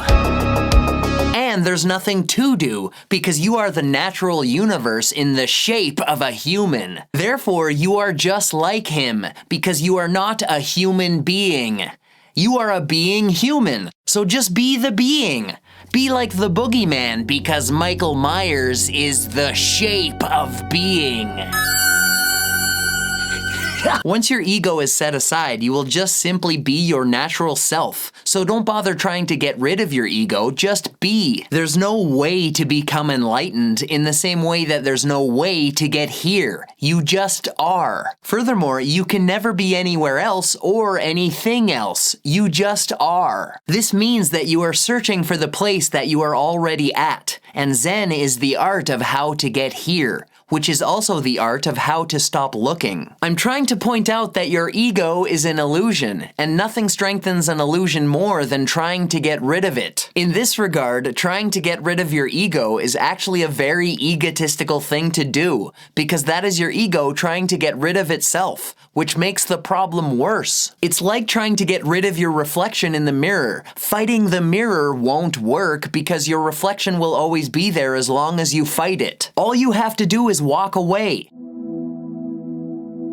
Or turn off the light and bathe in the empty darkness the way the boogeyman does. Or you can let Zen Master Michael Myers smash the mirror with your face so that you no longer have a reflection, a mirror, an ego, or a face.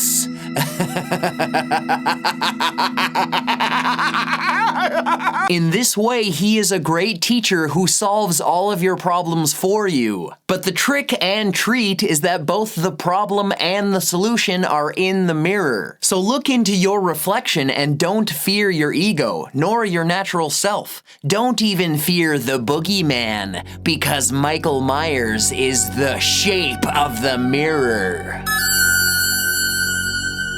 A mirror is a significant metaphor that is often used in Zen, as Zen Master Takuan Soho said, quote, "Mind is also like a mirror. A mirror reflects the things that come before it. When nothing comes before it, it remains absolutely clear. Just so, if no things are kept in the mind, we call that emptiness. If there are things kept in the mind, its functioning is lost." End quote. About 1900 years before Takuan, Zhuangzi said, quote, "The perfect man employs his mind as a mirror. It grasps nothing, it refuses nothing, it receives but does not keep." End quote. Thus, Michael Myers is the perfect man who will break your mirror and stab you with the sharp shards of your mind, which can wake you up so that you can become free and unattached to your illusory ego reflection in order to see past it. So look into the mirror, see beyond your ego, and gaze at your true shape, because Michael Myers is the shape in the mirror. There's a Zen story where Zen Master Nangaku asked his student Master Baso why he was sitting in meditation. "To become a Buddha," Baso replied. Nangaku then picked up a brick and started polishing it. So Baso asked, "Why are you polishing that brick?" "To make a mirror," Nangaku replied. Baso then said, "No amount of polishing a brick can make a mirror." To which Nangaku retorted, "No amount of sitting in meditation can make you a Buddha." Similarly, Master Michael Myers will polish your face with a brick until it's a mirror, so that you can instantaneously see your own inner Buddha nature. Side note, the instantaneousness of Zen has nothing to do with speed and time because it is true spontaneous immediacy where the mind does not stop or get hung up. Unlike Bob, it's the same instantaneousness as when the moon is immediately reflected in every pool of blood that the boogeyman spills on Halloween. Neither the blood nor the moon have any mind for reflection, yet the whole moon is instantly and clearly reflected in even the smallest drop of blood. This is how the shape shows you that you need to be silent and still in order to see the truth in your reflection that you are already a Buddha. Michael Myers makes you be silent and still as you stare at your reflection in a serene pool of your own blood. As Zhuangzi said, quote, "People cannot see their reflection in running water, but only in still water," end quote. This teaches you that one of the reasons why you don't see the truth is because every clear, calm reflection you have is disturbed by your ceaseless ego-based thoughts of running from the boogeyman. In other words, your thoughts get in the way of you seeing your inner Buddha. This is known as a dusty or dirty mirror. All that being said, you should not be attached to the mirror nor its cleanliness, because the boogeyman will cover it in blood. But also, when the 5th founding master of Zen in China, Zen master Hongren, was looking for a successor, he held a competition for the monks in the monastery to write the best Zen verse. The chief monk wrote, quote, "The mind is like a mirror. Polish it with study or dust will dull the image," end quote. Master Hongren was not satisfied with this verse and instead chose the illiterate cook of the monastery to be the 6th founding master of Zen because his stanza was, quote, "There is no mirror, since all is nothing, where can dust collect?" End quote. The truth is that there is no mirror, just as there is no Michael Myers. The shape is a reflection of nothing. This is Śūnyatā, the void. Michael Myers is the shape beyond the mirror. Zen Master Dogen said, quote, "The universe is the face of the ancient mirror," end quote. And the shape shows you this face of the ancient mirror when he wears the universal face. So in a way, this could be interpreted as teaching you that a big part of enlightenment is taking off your mask and being who you naturally are. Which points out that the secret is less about becoming a Buddha, it's more about waking up to the fact that you are a Buddha right now. Zen monk Shunryu Suzuki said, quote, "Without trying to be Buddha, you are Buddha," end quote. So if you want to reach supreme unexcelled enlightenment, take off your mask and stop pretending to be what you aren't. Enlightenment is waking up from the ego dream to see that every human is the eternal impersonating the temporary. This means that the real natural you is eternal and immortal, just like the boogeyman. The aforementioned 6th founding master of Zen in China, Dajian Huineng, said, quote, "There is no difference between an enlightened Buddha and an unenlightened ignorant buffoon. Both are Buddhas. The difference is the realization of the inner Buddha nature. The teachings are simply to awaken the enlightenment being blocked by the mind's incessant thoughts." End quote. Therefore, it's nothing but your ceaseless ruminations and your ideas of your ego identity that get in the way of your enlightenment shining through. So be like the shape and get rid of your name and your form and go beyond ego and all ideas, distinctions, differentiations, dreams, and dualities in order to get in touch with the universal self, which is not an ego. No ego exists in reality, especially not a universal ego, and definitely not the ego of Michael Myers.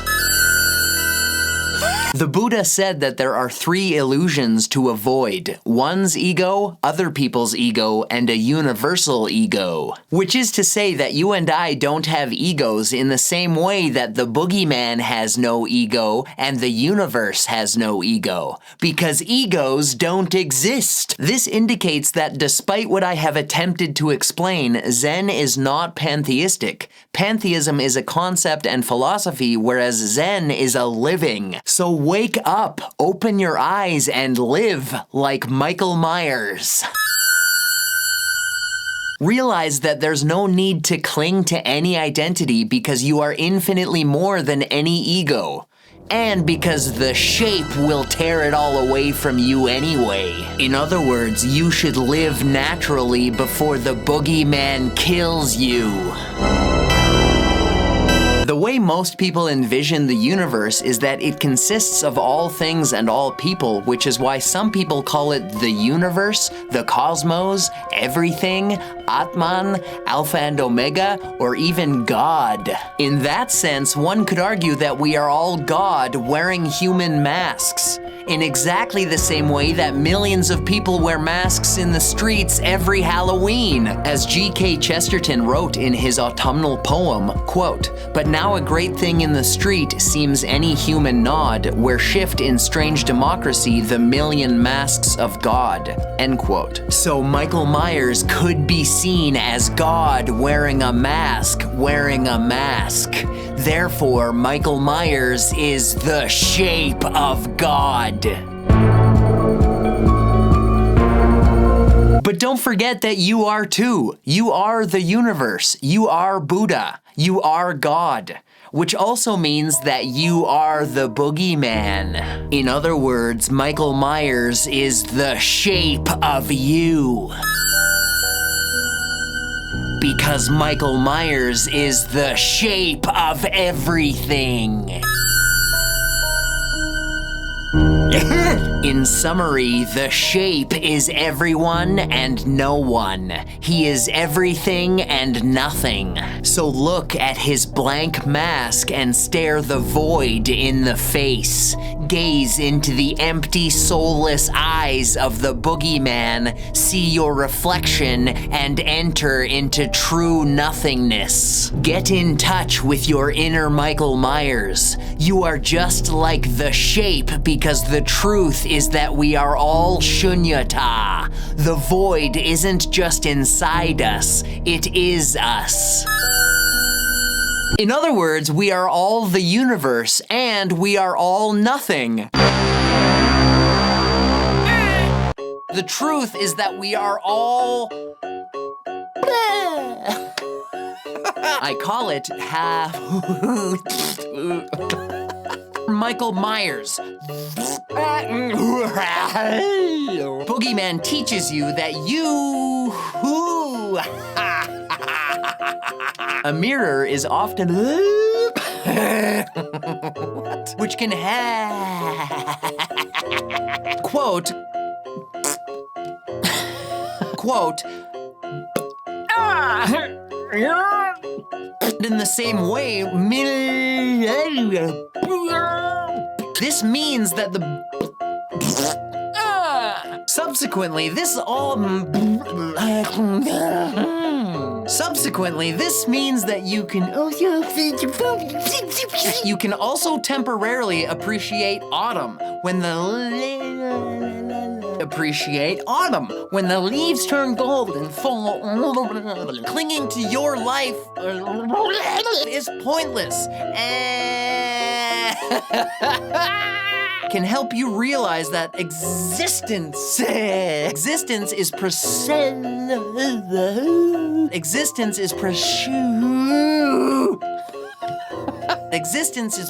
and profound precisely because it's not being alive. Take the backward step and leave it be the way the boogeyman does. Yeah. Don't fear your ego. The way we conceive... What? Hey, you can't kill the boogeyman. Hey, you can't kill the boogeyman. Or a face.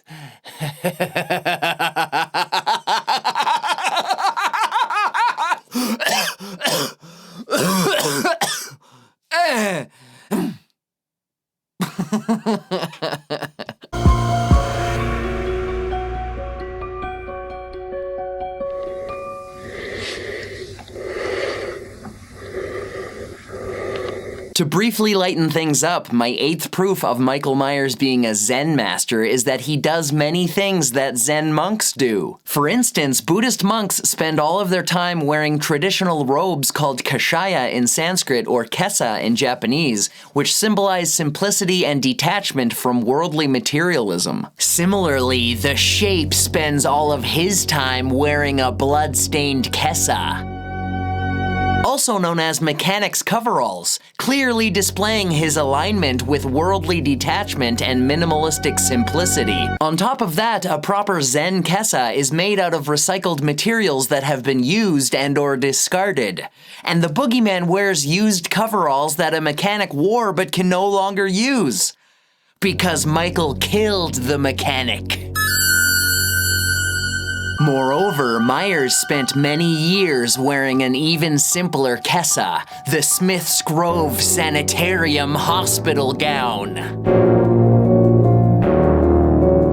Which is ironic because the other function of a Buddhist kessa is to represent the commitment of a monk. And Michael's hospital gown is a literal display of his commitment. In a time when most people are obsessed with wealth, fame, and superficial materialism, we need Zen masters like the boogeyman to tear us away from such follies and force us to face the fact that many of us would benefit from becoming more minimalistic and monastic.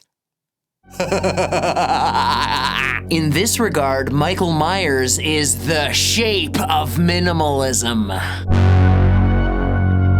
Another short comparison between Michael Myers and other minimalist Zen monks is that he spends most of his time in monasteries. The boogeyman's first monastery was the house that he lived in until he was 6 years old, which has been dubbed the Myers House by everyone in Haddonfield.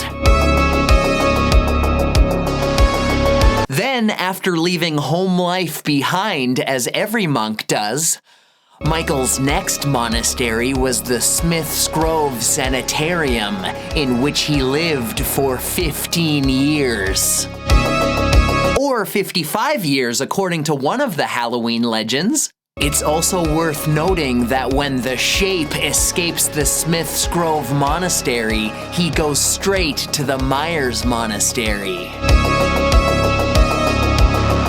In other words, the boogeyman has spent all of his life either living in a monastery or traveling from one monastery to another, which is exactly what Buddhist monks do. A Zen monk will often spend his or her whole life traveling from monastery to monastery on pilgrimages called angya in Japanese, which translates literally as to go on foot. Angya is exactly what Michael Myers does. The shape is a traveling monk and master who teaches kills while he is walking on his path. Moreover, his teachings, killings, have made him an outcast of society, much like other monks. Most monks are outcasts like Master Michael Myers because they live outside normal human civilizations and societies to signify that they no longer play the game of the average person's lifestyle. In this way, Zen monks forego luxuries so they can focus on pursuing the path of truth, enlightenment,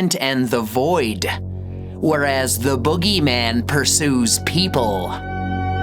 Victims! Furthermore, the non-players of society often frighten the average person because they point out that the game of civilization is neither obligatory nor serious, which is another reason why people fear the shape. He does not conform, he kills.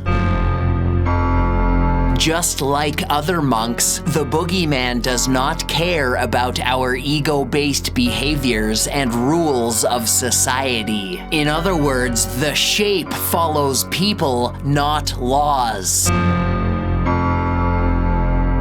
And for that, he is labeled psychotic. Maybe Master Michael Myers' multiple murder victims have something to do with that label too, but it's also because killing is against the rules of our game. In other words, to kill is to not behave properly. Therein lies another Zen lesson from The Shape. Michael's killings teach us that our laws and social norms cannot stop the boogeyman from killing us. Because although our laws are very useful, the shape shows us that they aren't physically real in the same way that our egos aren't physically real. A lesson from the shape. In other words, and through this, furthermore, the The problem is that... The problem is that...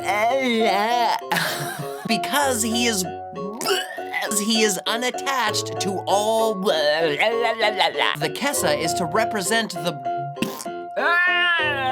An even simpler kessa. The Smith's Groves. He goes straight to the Myers Monastery.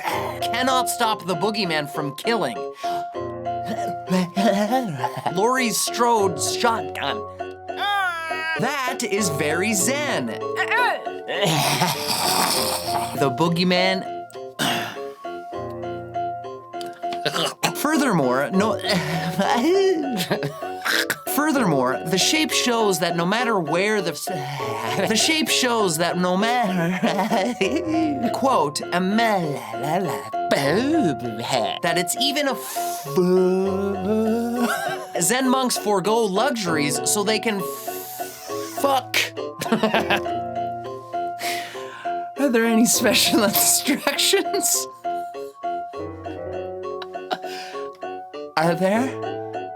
Are there any special instructions? Huh? Are there? Ooh. Oh, doctor.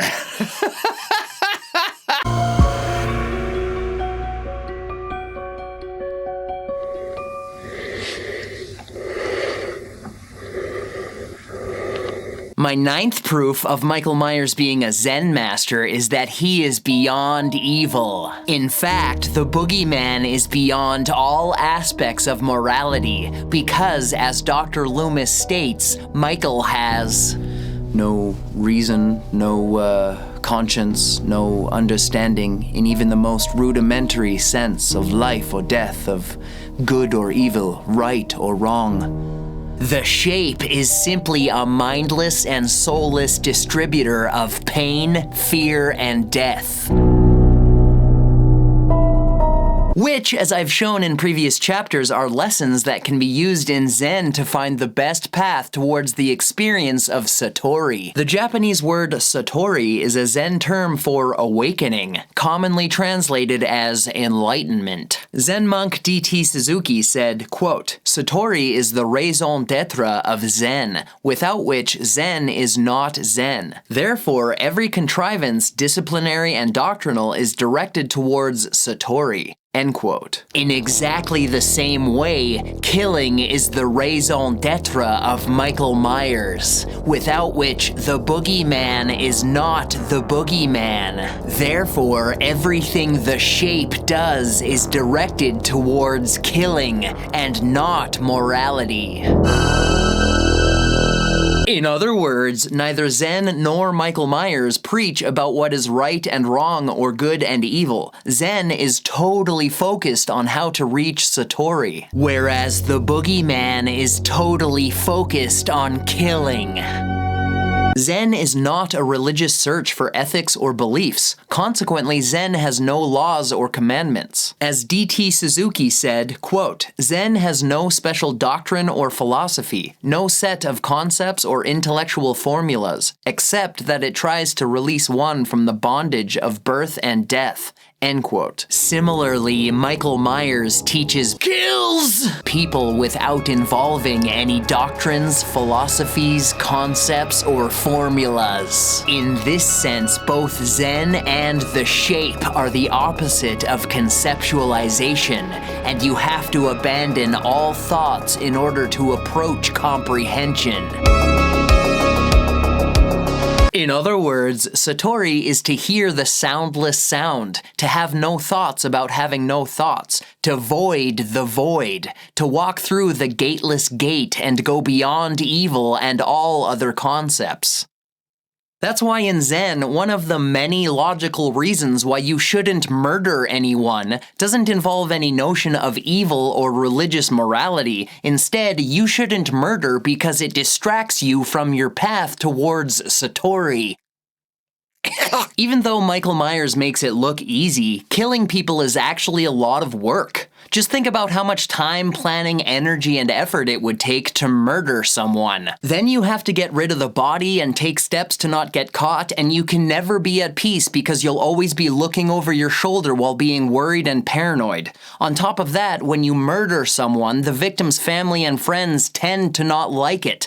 So you'll have enemies and you'll have to defend yourself and you'll end up murdering even more people and you'll have to change your name and move to a different country, but you'll eventually get caught and you'll spend years in jail awaiting trial and many more years in jail if you're convicted, or you'll be sentenced to death, and as the light fades from your eyes, you'll remember, oh yeah, I wanted to become enlightened. Michael Myers, however, is beyond all of that planning, work, worry, and reasoning, because he is beyond murder. The Shape is a unique universal force that has nothing to do with morals, plans, or concepts. He is an unstoppable killing machine without a care or purpose. He is death itself. In this regard, Michael Myers is a force of nature, and therefore the boogeyman is beyond evil, because nature is not evil. Nature just is what it is. Killing is natural to Michael Myers in the same way that killing is natural to a shark. Both the Shape and the shark are simply animals that kill. There is no pride, prejudice, or pleasure in the killing, nor is there any debate, overthinking, malice, joy, gratification, or even choice. There is only the kill. The boogeyman even has the same empty black eyes that a shark has. The difference is that Michael usually doesn't kill for food the way a shark does. Which is almost more Zen-like, because Myers doesn't kill out of necessity or survival. He kills without reason in the same way that the universe kills without reason. In this manner, Michael Myers has perfected Zen and the art of killing, because killing is all he does. In other words, when the boogeyman is killing, he is just being himself. Perhaps that is the most forgivable thing about him. He has no motive and no personal vendetta of angry revenge or spiteful rage. The Shape is simply a thing that kills. This is very important because it shows that Michael Myers doesn't murder, he kills. He kills without any planning, emotion, effort, or wasted energy. He has no objective for who gets killed. He has no concern for who sees his killing. He doesn't even cover his tracks, avoid getting caught, or try to hide any evidence. Actually, he usually puts the body on display to show off his new killer Halloween art piece. In other words, the boogeyman has no other function except to exist and kill. In fact, his existence is killing, because Michael Myers is the Shape of killing. The boogeyman is an egoless, unremorseful, and unfeeling killing machine. He is a killer in the truest sense, because that is who and what he is. Michael Myers is the Shape of a killer.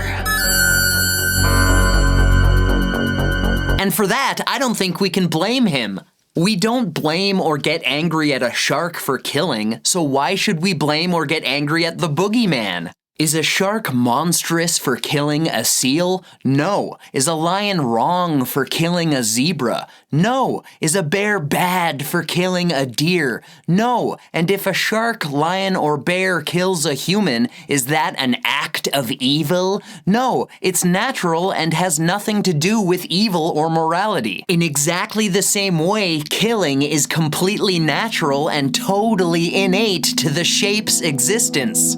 And Zen is entirely about getting in tune with nature. So, can we really blame the boogeyman for being the boogeyman? No! On top of all that, you couldn't blame Michael Myers even if you wanted to because Michael Myers as an ego identity doesn't exist. And you can't blame or punish something that doesn't exist. Furthermore, these days most people think that this planet has a population problem anyway. So with that mentality, it's a good thing that Michael Myers is the shape of population control.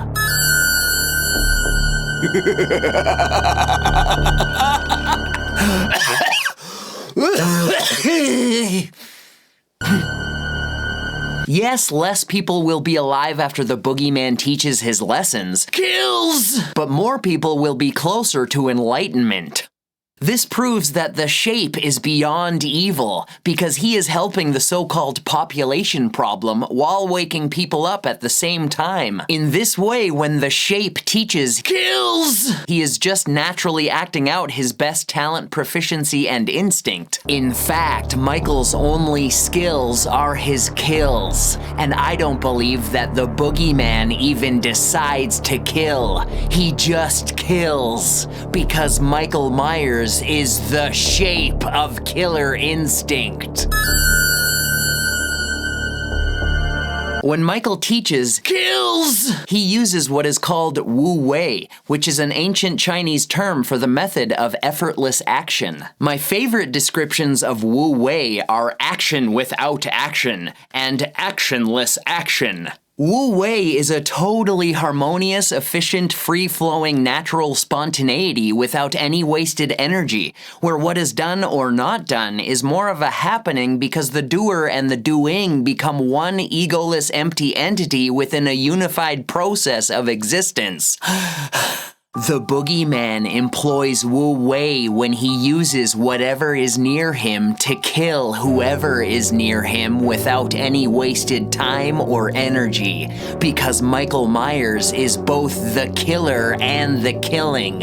He is an ocean of death. Moreover, Michael also employs Wu Wei when he is incarcerated and staring at a wall within the Smith's Grove Sanitarium, because the shape naturally acts when he acts and naturally does not act when he is actionless. In other words, the boogeyman is simultaneously being and doing at all times. The result is that everything Myers does is done naturally, expertly, and extremely efficiently.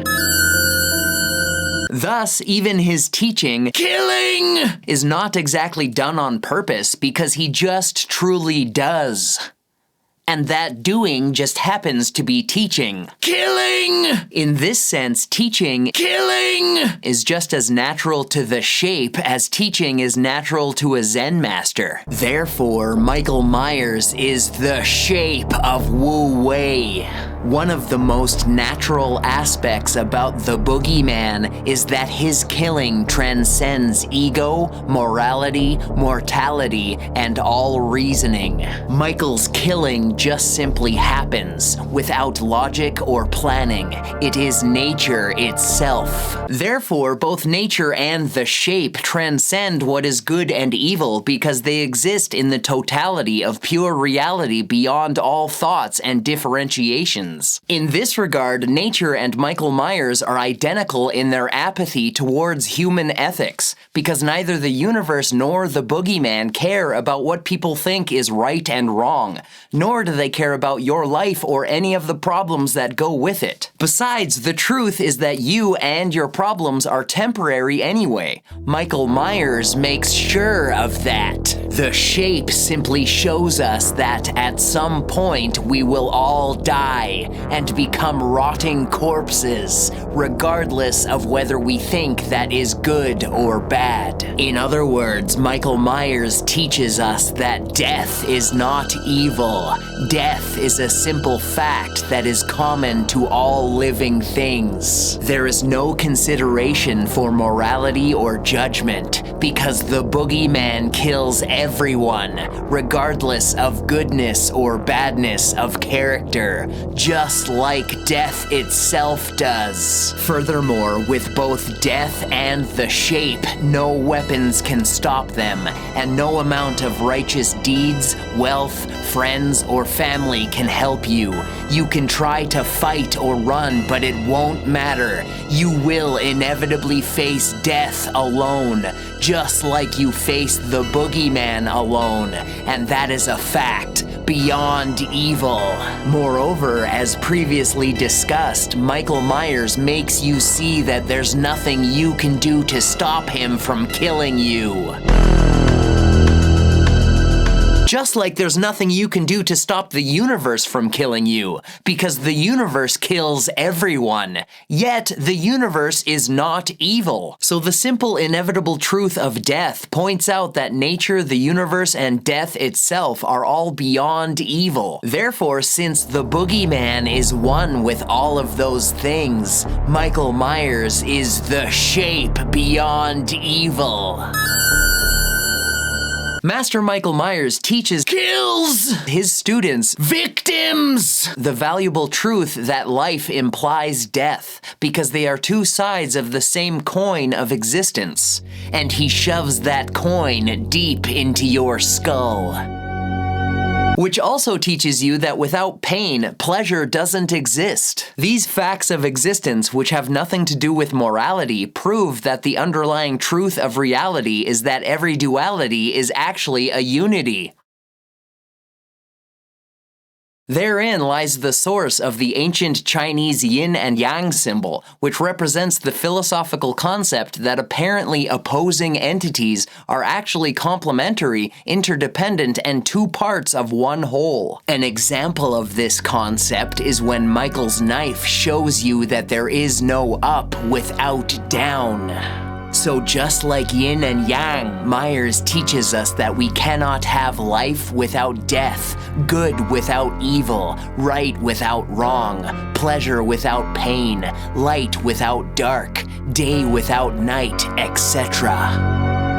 As Zen monk D.T. Suzuki said, quote, "All forms of evil must be said somehow to be embodying what is true and good and beautiful and to be a contribution to the perfection of reality. To say it more concretely, bad is good, ugly is beautiful, false is true, imperfect is perfect, and also conversely." End quote. Therefore, in Zen, chaos is admired just as much as tranquility because they do not exist without each other. In this way, existence is being praised as it is, not in separate parts but as a whole. In other words, the innocent goodness of Laurie Strode is seen in the same light as the evil darkness of Michael Myers, simply because they both exist. Evil cannot exist without goodness. In fact, one magnifies the other. The shape is the evil that emphasizes the good. He is the death and the dying that makes life precious. Yet, both Michael Myers and Zen point beyond all distinctions of morality and logic. To quote Suzuki again, quote, "Logic starts from the division of subject and object, and belief distinguishes between what is seen and what is not seen. The Western mode of thinking can never do away with this dilemma, this or that, reason or faith, man or God, etc. With Zen, all these are swept aside as something veiling our insight into the nature of life and reality. Zen leads us into a realm of emptiness or void, where no conceptualism prevails, where rootless trees grow and a most refreshing breeze sweeps over all the ground." End quote. That sounds like a beautiful Halloween night to me. The shape shows us the truth of reality beyond duality, morality, logic, and all other concepts through the integration of apparent opposites with his lessons of pain, fear, darkness, and death so that we can transcend to the experience of unity. This is known as the middle way, which is a Buddhist idea that the best path to take is not an extreme path such as pure hedonism or maximum asceticism. Instead, the most expedient path is down the middle. Therefore, one of the reasons why Buddhism teaches that life is suffering is simply to correct the unrealistic, irrational, illogical, and impossible idea that life should only be pleasurable. In this respect, Michael Myers is the shape of pain and death, which corrects your desperate, insatiable searching and craving for eternal, constant pleasure. In other words, the boogeyman can help you see the middle view that a lot of life's pain is caused by the unrealistic desire to not have any pain when pain is an inevitable part of life. At the same time, the shape also shows you that a lot of suffering is caused by the impossible desire to not die when death is inevitable. In these ways, Michael Myers is the shape of inevitability. It's an extremely rare person who follows the middle way all the way to enlightenment, where one wakes up and identifies with everyone, including all of the people being killed by the boogeyman. This means that an enlightened being is a personification of oneness within the egoless universe and Śūnyatā, beyond all concepts. Thus, when the shape kills, it not only shows us that there's no living without dying, he is also teaching us another important yin-yang lesson of unity within duality. There's no such thing as self without comparing it to other, which points out that self and other are actually one thing. So the trick and treat of enlightenment is living the dual life of the individual and the universe at the same time. In other words, you are enlightened when you realize that you are Michael Myers and you are also his victim. That being said, a highly enlightened being is also aware and conscious of the pain and suffering of others. Therefore, when you become enlightened, you can transcend beyond the boogeyman into Buddhahood, because you can be aware of the pain and suffering of others just like he is, but you can help them decrease their pain and suffering, rather than adding to it the way the shape does. A Buddha is a supremely enlightened person who cares about all sentient beings, but the boogeyman obviously doesn't care about anything, and he is also not a person. Michael Myers is the shape of a person. Therefore, he can only be the shape of a Buddha, but not an actual Buddha, because the boogeyman is simply a powerful and destructive force of nature, with no morals, emotions, thoughts, reasoning, etc. In other words, you can be more than Michael Myers, because you can have empathy, compassion, and kindness, and you can choose to not kill. Whereas the shape cannot make that choice. This is the basis of morality in Halloween Zen. You have the ability to logically think with reasoning and empathy for others, so you don't have to kill, but the boogeyman is killing. Michael Myers is a vacant vessel of the violent void. He does not have logic, reasoning, morality, or empathy. He is pure killing. And you are not pure killing. You can be enlightened and still be human, whereas the shape cannot. So be like the enlightened aspects of the boogeyman, not the killer aspects of him. And if someone asks me, well, if Michael is so enlightened, why does he kill? I've been trying to point out that Michael Myers is death in the shape of a person. In other words, he is a force of death that has nothing to do with ethics, concepts, or choices. The boogeyman is the knife without a handle. He is the wheel without an axle. The mind without a mind. The shape is the faceless face. Therefore, we can't possibly understand him any more than we can comprehend the entire universe or death itself.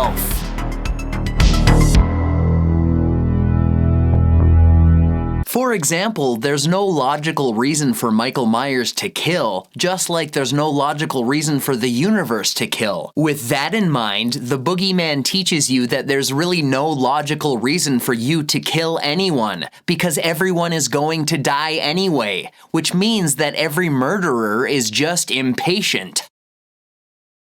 And that's why I think murder should be called impatience. The judge should say, "You've been found guilty of first-degree impatience. Now go wait in a jail cell until you die." Which is a rather ironic and hilariously fitting punishment for impatience. The funniest thing about murderers is that the victim was already going to die, and the murderer just couldn't wait. This shows that murderers are extremely impatient and illogical, because it literally takes zero effort and everyone will die, all on their own without anyone doing anything. Life is fatal in and of itself, so there's really no logical point in murdering anyone, because life kills everyone already. And so does the shape. In this regard, Michael Myers is the shape of life. Because both Michael Myers and life are patient killers, not impatient murderers. With that in mind, we can all let go of hatred, anger, jealousy, resentment, pride, revenge, grudges, etc., because everyone is going to die. In fact, we can be unattached to all thoughts and feelings because we will all be dead soon. Thanks to the boogeyman. To be clear, non-attachment does not equate to a lack of thoughts and feelings, nor is it an absence of pain and suffering. It means not being totally caught up in such things. In this way, we can see death as a reminder to be free from all attachments. In other words, Michael Myers teaches lessons of liberation and non-attachment through death. Therefore, instead of murdering people, you can just let the boogeyman kill everyone, in the same way that you let the universe kill everyone. Or instead of murdering people, you can just tell them, one day you are going to die. All I have to do is be patient. Or instead of murdering people, you can just silently stare at them with the empty, emotionless eyes of Michael Myers, and they will end up dead. Eventually. I promise. My point is that there's never any need to murder anyone. Furthermore, if you focus on becoming enlightened instead of murdering, you won't even want to murder anyone because you'll realize that you are everyone. On top of that, once you wake up and realize that you are the universe, you won't need to kill anyone because technically you already kill everyone. We are all the same universe. So in this sense, another funny thing about murderers is that all murderers merely murder themselves.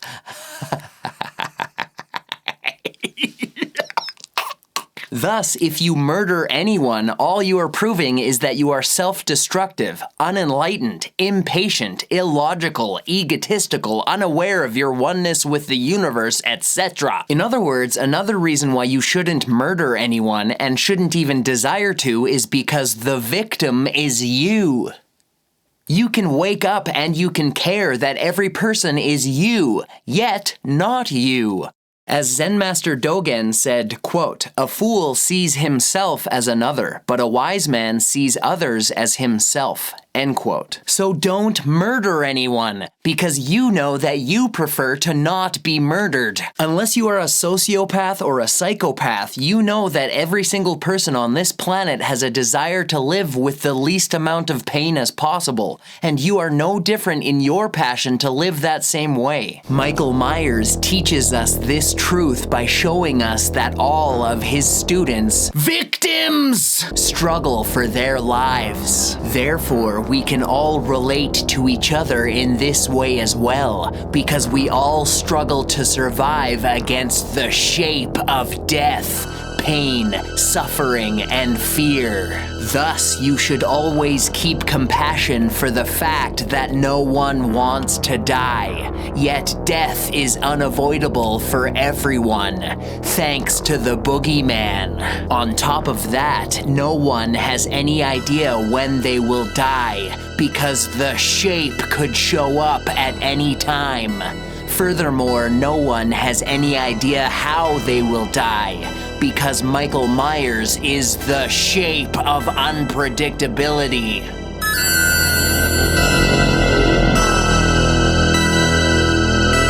Instead of rules or laws, Buddhism has 5 simple precepts, which are not commandments as such, they are recommended ways of living. The first precept is that you do not take life. In this chapter, I have tried to make humorous arguments for some of the many logical reasons for this precept, most of which should be common sense preceding determined ethics, empathy, and enlightened compassion. In this regard, morality is a result of Zen, but ethics have little to do with the fundamental point of Zen. And obviously, morality and ethics have little to do with Michael Myers as well.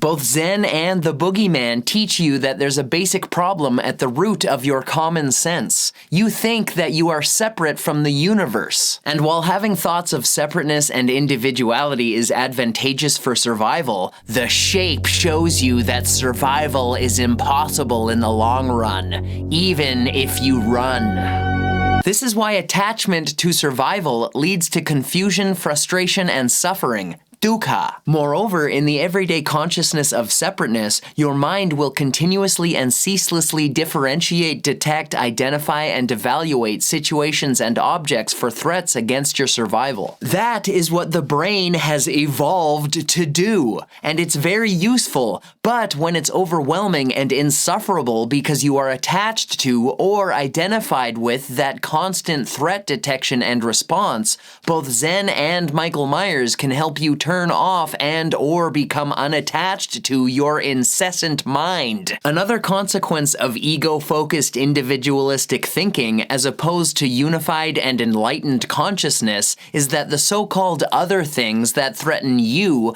are then thought of as bad or evil or the boogeyman.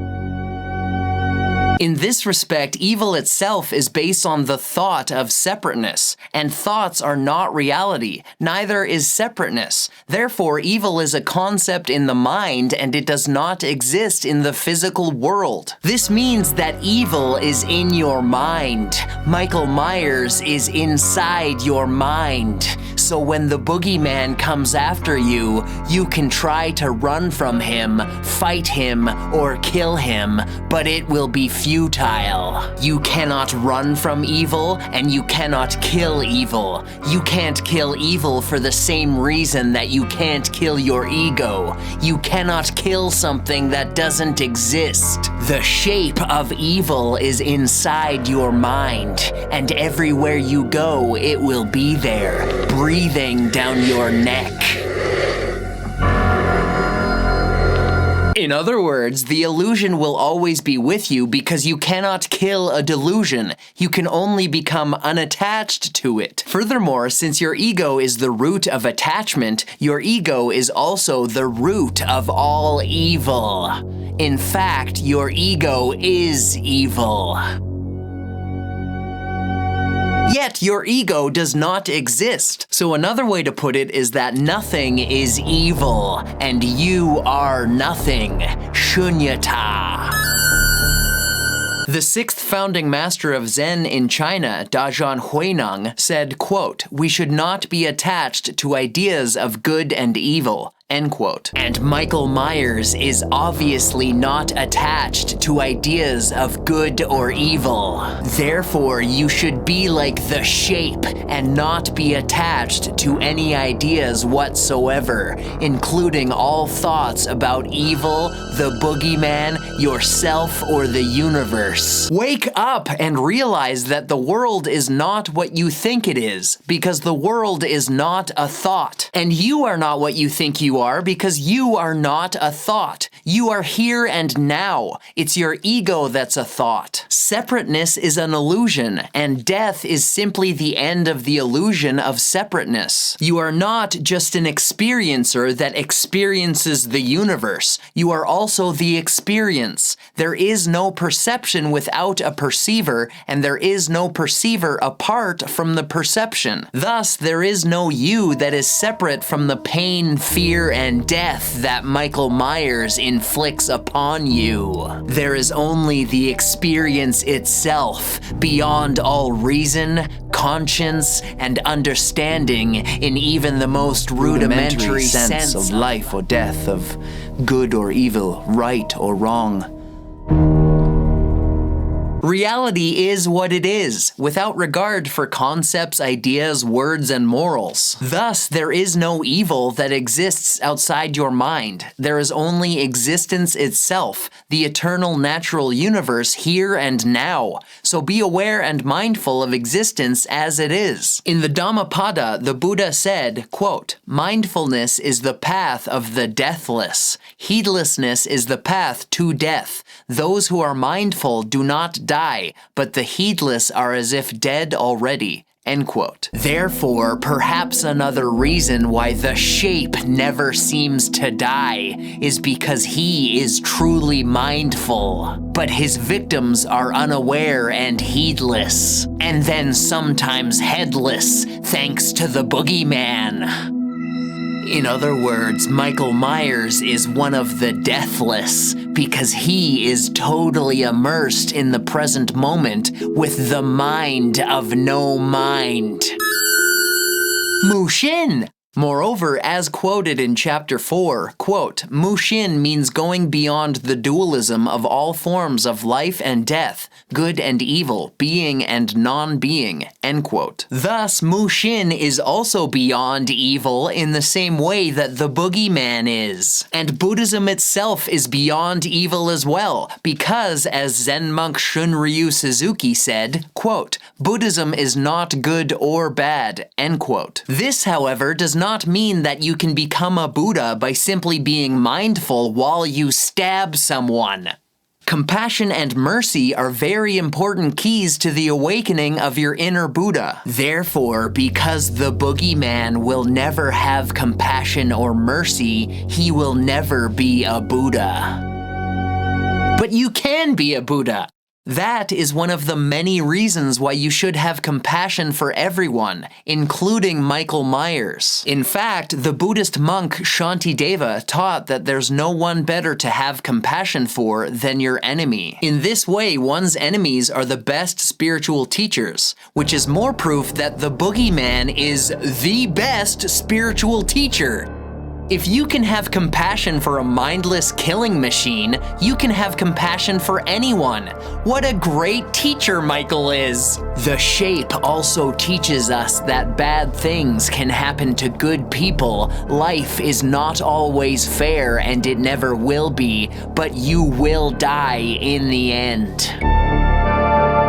In this, Michael Myers is teaching the very important Buddhist lesson to not expect fairness from this unfair life, or you will suffer even more. But this does not mean that life is evil. Unfairness and suffering are simple facts of existence which have nothing to do with morality. And yet, this is another reason why compassion is so important. The best way to deal with the unfair suffering of life is to help each other. Therefore, you should not be moral just because you want to go to heaven and avoid hell. You should be moral and compassionate in order to help others. And intention matters. Actually, intention is extremely important because helping others is heaven and avoiding hell. So do your best to save as many people from the boogeyman as you can, because the shape shows us that everyone suffers. In fact, he shows us that life is suffering. Again, this proves that Michael Myers is the shape of life.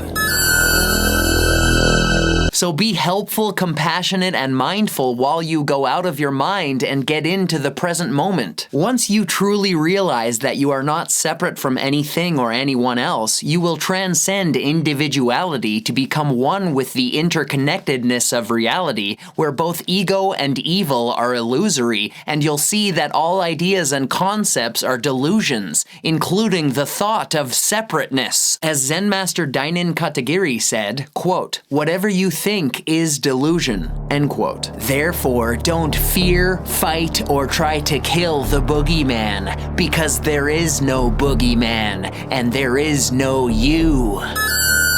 As the Zen poem from the Shinkage Ryu school of Japanese martial arts says, quote, "Some think that striking is to strike, but striking is not to strike, nor is killing to kill. He who strikes and he who is struck, they are both no more than a dream that has no reality." End quote. In this regard, when the shape stabs, he is not stabbing, and when Michael Myers kills you, he does not kill you. Because you and the boogeyman are both no more than a nightmare that has no reality.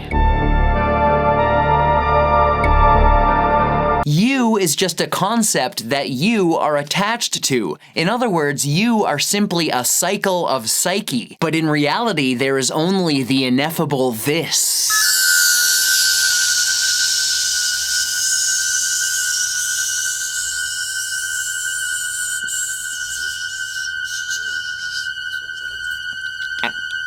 There is no life without death, no good without evil, no right without wrong. There are no solutions without problems. Answers do not exist without questions, and there is no success without failure. There is no sound without silence, no equanimity without fear, no enlightenment without delusion, no reality without illusion, no subject without object, no something without nothing, no this without that, no self without other. There is no such thing as a teacher without a student. Thus, there is no Michael Myers without his victim, and there is no boogeyman without you. Everything goes together. In other words, everything is one thing that can't be divided because nothing exists without everything else. So none of those dualities actually exist in reality because all ideas of separation and differentiation are simply concepts in the mind. While those notions are very important for the everyday mind, they can get in the way of just seeing reality itself with your Buddha mind. Thus, the truth is that there is neither life nor death, good nor evil, right nor wrong, solutions nor problems, answers nor questions, success nor failure, sound nor silence, equanimity nor fear, enlightenment nor delusion, reality nor illusion, subject nor object, something nor nothing, this nor that, self nor other, teacher nor student. There is neither Michael Myers nor his victim, and there is neither the boogeyman nor you. The universe is just the universe, yet it is not the universe. It is tathata and Śūnyatā, yet neither. To reach Satori, enlightenment, and oneness with totality, you must see that none of those things exist. There is only here and now, beyond all human conception. Thus, there is neither here nor now, because those are concepts. This is the gateless gate, and you must walk through it on your own because enlightenment cannot be explained. It can only be experienced. Neither wisdom nor experience are made of words. Zen monk D.T. Suzuki said, quote, "Each one of us has his own name, but those names are the many names of one Buddha. Each one of us has many activities, but these activities are Buddha's activities." End quote. And the boogeyman's name is Michael Myers, and his main activity just happens to be killing on Halloween. Throughout this thesis, I have shown that the shape does many Buddha-like and Zen-like activities that can help you to approach enlightenment, except killing. So do most of what Michael Myers does. Sit in silence, go for calm walks, and take your time. Stand and stare at your surroundings while observing people and what they are doing. Make art. Breathe a lot. Never give up. And don't get attached, worked up, stressed, or worried, etc. But skip the killing part, please and thank you. The Buddha said, quote, everything has Buddha nature, end quote. And Zen Master Dogen said, quote, everything is Buddha nature, end quote. And Michael Myers said nothing. So let go, become unattached, and realize that you don't need to do anything, especially killing. Leave that to the shape. You are already enlightened, yet enlightenment does not exist. In this way, you must see that enlightenment will not add anything to your life. It actually subtracts. Illusions and delusions. And this makes sense because how could you ever gain anything by realizing that you are everything? What could the universe possibly gain? Nothing. So be nothing. Be the void. Be Michael Myers. Be a Buddha. Go beyond all duality and all non-duality into reality. Just be. Enjoy the tricks and treats of existence. That is the way of Zen and the art of Halloween.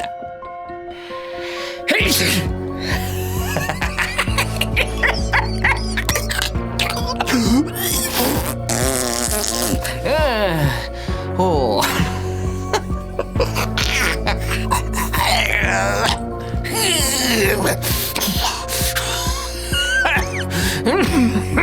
I'm done! I'm done!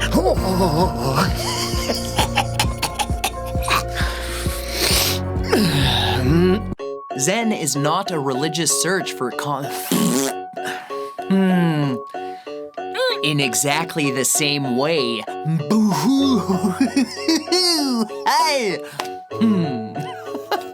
Actually, he usually the soundless sound to have in exactly the same way. Zen is about all. Furthermore, consequently, Zen has no. The shape is beyond evil because the wheel without an axle, the head. You shouldn't murder because it distracts you.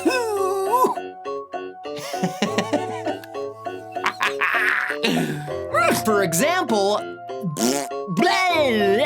you are not separate from. To become one with the interconnectedness of reality. You is just a. As D.T. Suzuki said, quote, Zen. D.T. Suzuki said, quote. D.T. Suzuki said, quote. D.T. Suzuki said, quote. The sixth founding master of Zen in China. In China, Huineng said, quote, we should not be taboo. Huineng said, quote, hey, all murderers merely murder themselves.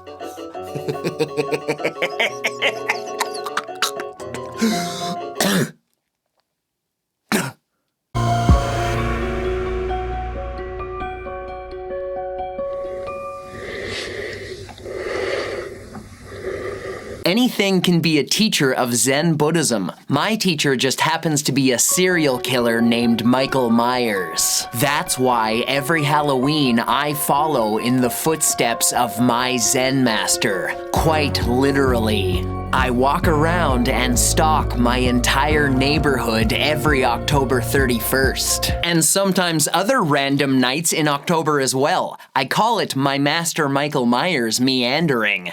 And in 2015, I was arrested for it. The boogeyman would be so proud of me. Furthermore, I too stalk the neighborhood that I grew up in, just like Michael Myers. And I even dress like him. I wear a similar emotionless white mask and the same bloody kessa. Becoming the boogeyman every year helped me realize that the shape is Śūnyatā, the void. I can actually feel that voidness every time I put on my Halloween face of empty nothingness and stalk the streets. And I honestly think that I see opportunities to scare people in the same way that Michael Myers sees opportunities to kill people. There is no plan or anticipation. We both just walk until a random person crosses our path.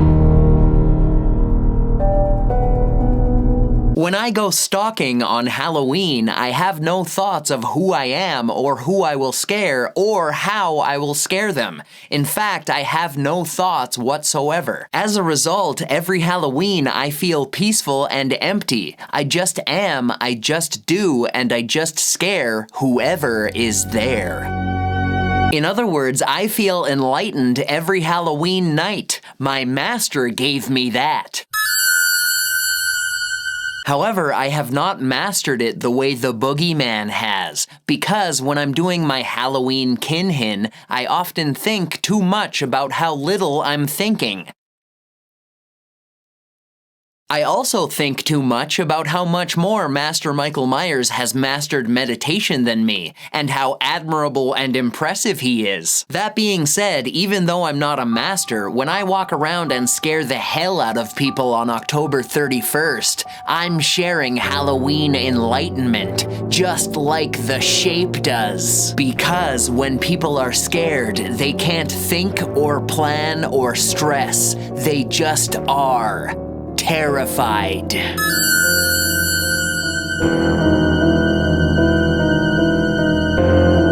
So I literally scare the thoughts out of people every Halloween, and thoughtlessness is a heavenly experience. In other words, when I scare the hell out of people, I'm also putting heaven into them. That is my gift, my lesson, my treat and trick to anyone who happens to cross my path. That's how I share Michael's gift, because scaring is sharing. The Halloween lessons of Zen. And since I'm teaching a very valuable lesson every year, that makes me a teacher of Halloween Zen, just like the boogeyman. These are some of the many reasons why I have a giant smile under my mask every Halloween, which I highly doubt Michael Myers has, but who knows? This thesis was a humorous analysis of the connections I see between Michael Myers and Zen, but it was also meant to be a very brief and superficial introduction to Zen and Buddhism in general. So if you are actually interested in Buddhism, be sure to take this thesis with a grain of entertaining salt and study from an actual professor of Buddhism. Or even better, study under a real Zen master or monk in a monastery. Because I am not enlightened, if you couldn't tell. Nor am I even very knowledgeable. I am a comedian and an artiste. On top of that, this thesis is composed of words that say enlightenment is not about words, and therefore these words clearly do not bring enlightenment. In other words, I have words, humor, art, and this thesis, but I do not have enlightenment. At some point, I hope to get rid of the horrific feeling of my illusory ego so I can obtain the elation that comes with enlightenment. It is said that such an experience is like the horror of stepping on a venomous snake and then the elation of looking down and seeing that it was just a rope. Or in Halloween Zen terms, I imagine it's like the horror of watching Michael Myers kill everyone, and then the elation of Halloween ending. And walking out of the movie theater. This thesis is about a fictional serial killer from the Hollywood movie franchise called Halloween and how he is a Zen master. What about this implies that it's serious? Happy Halloween!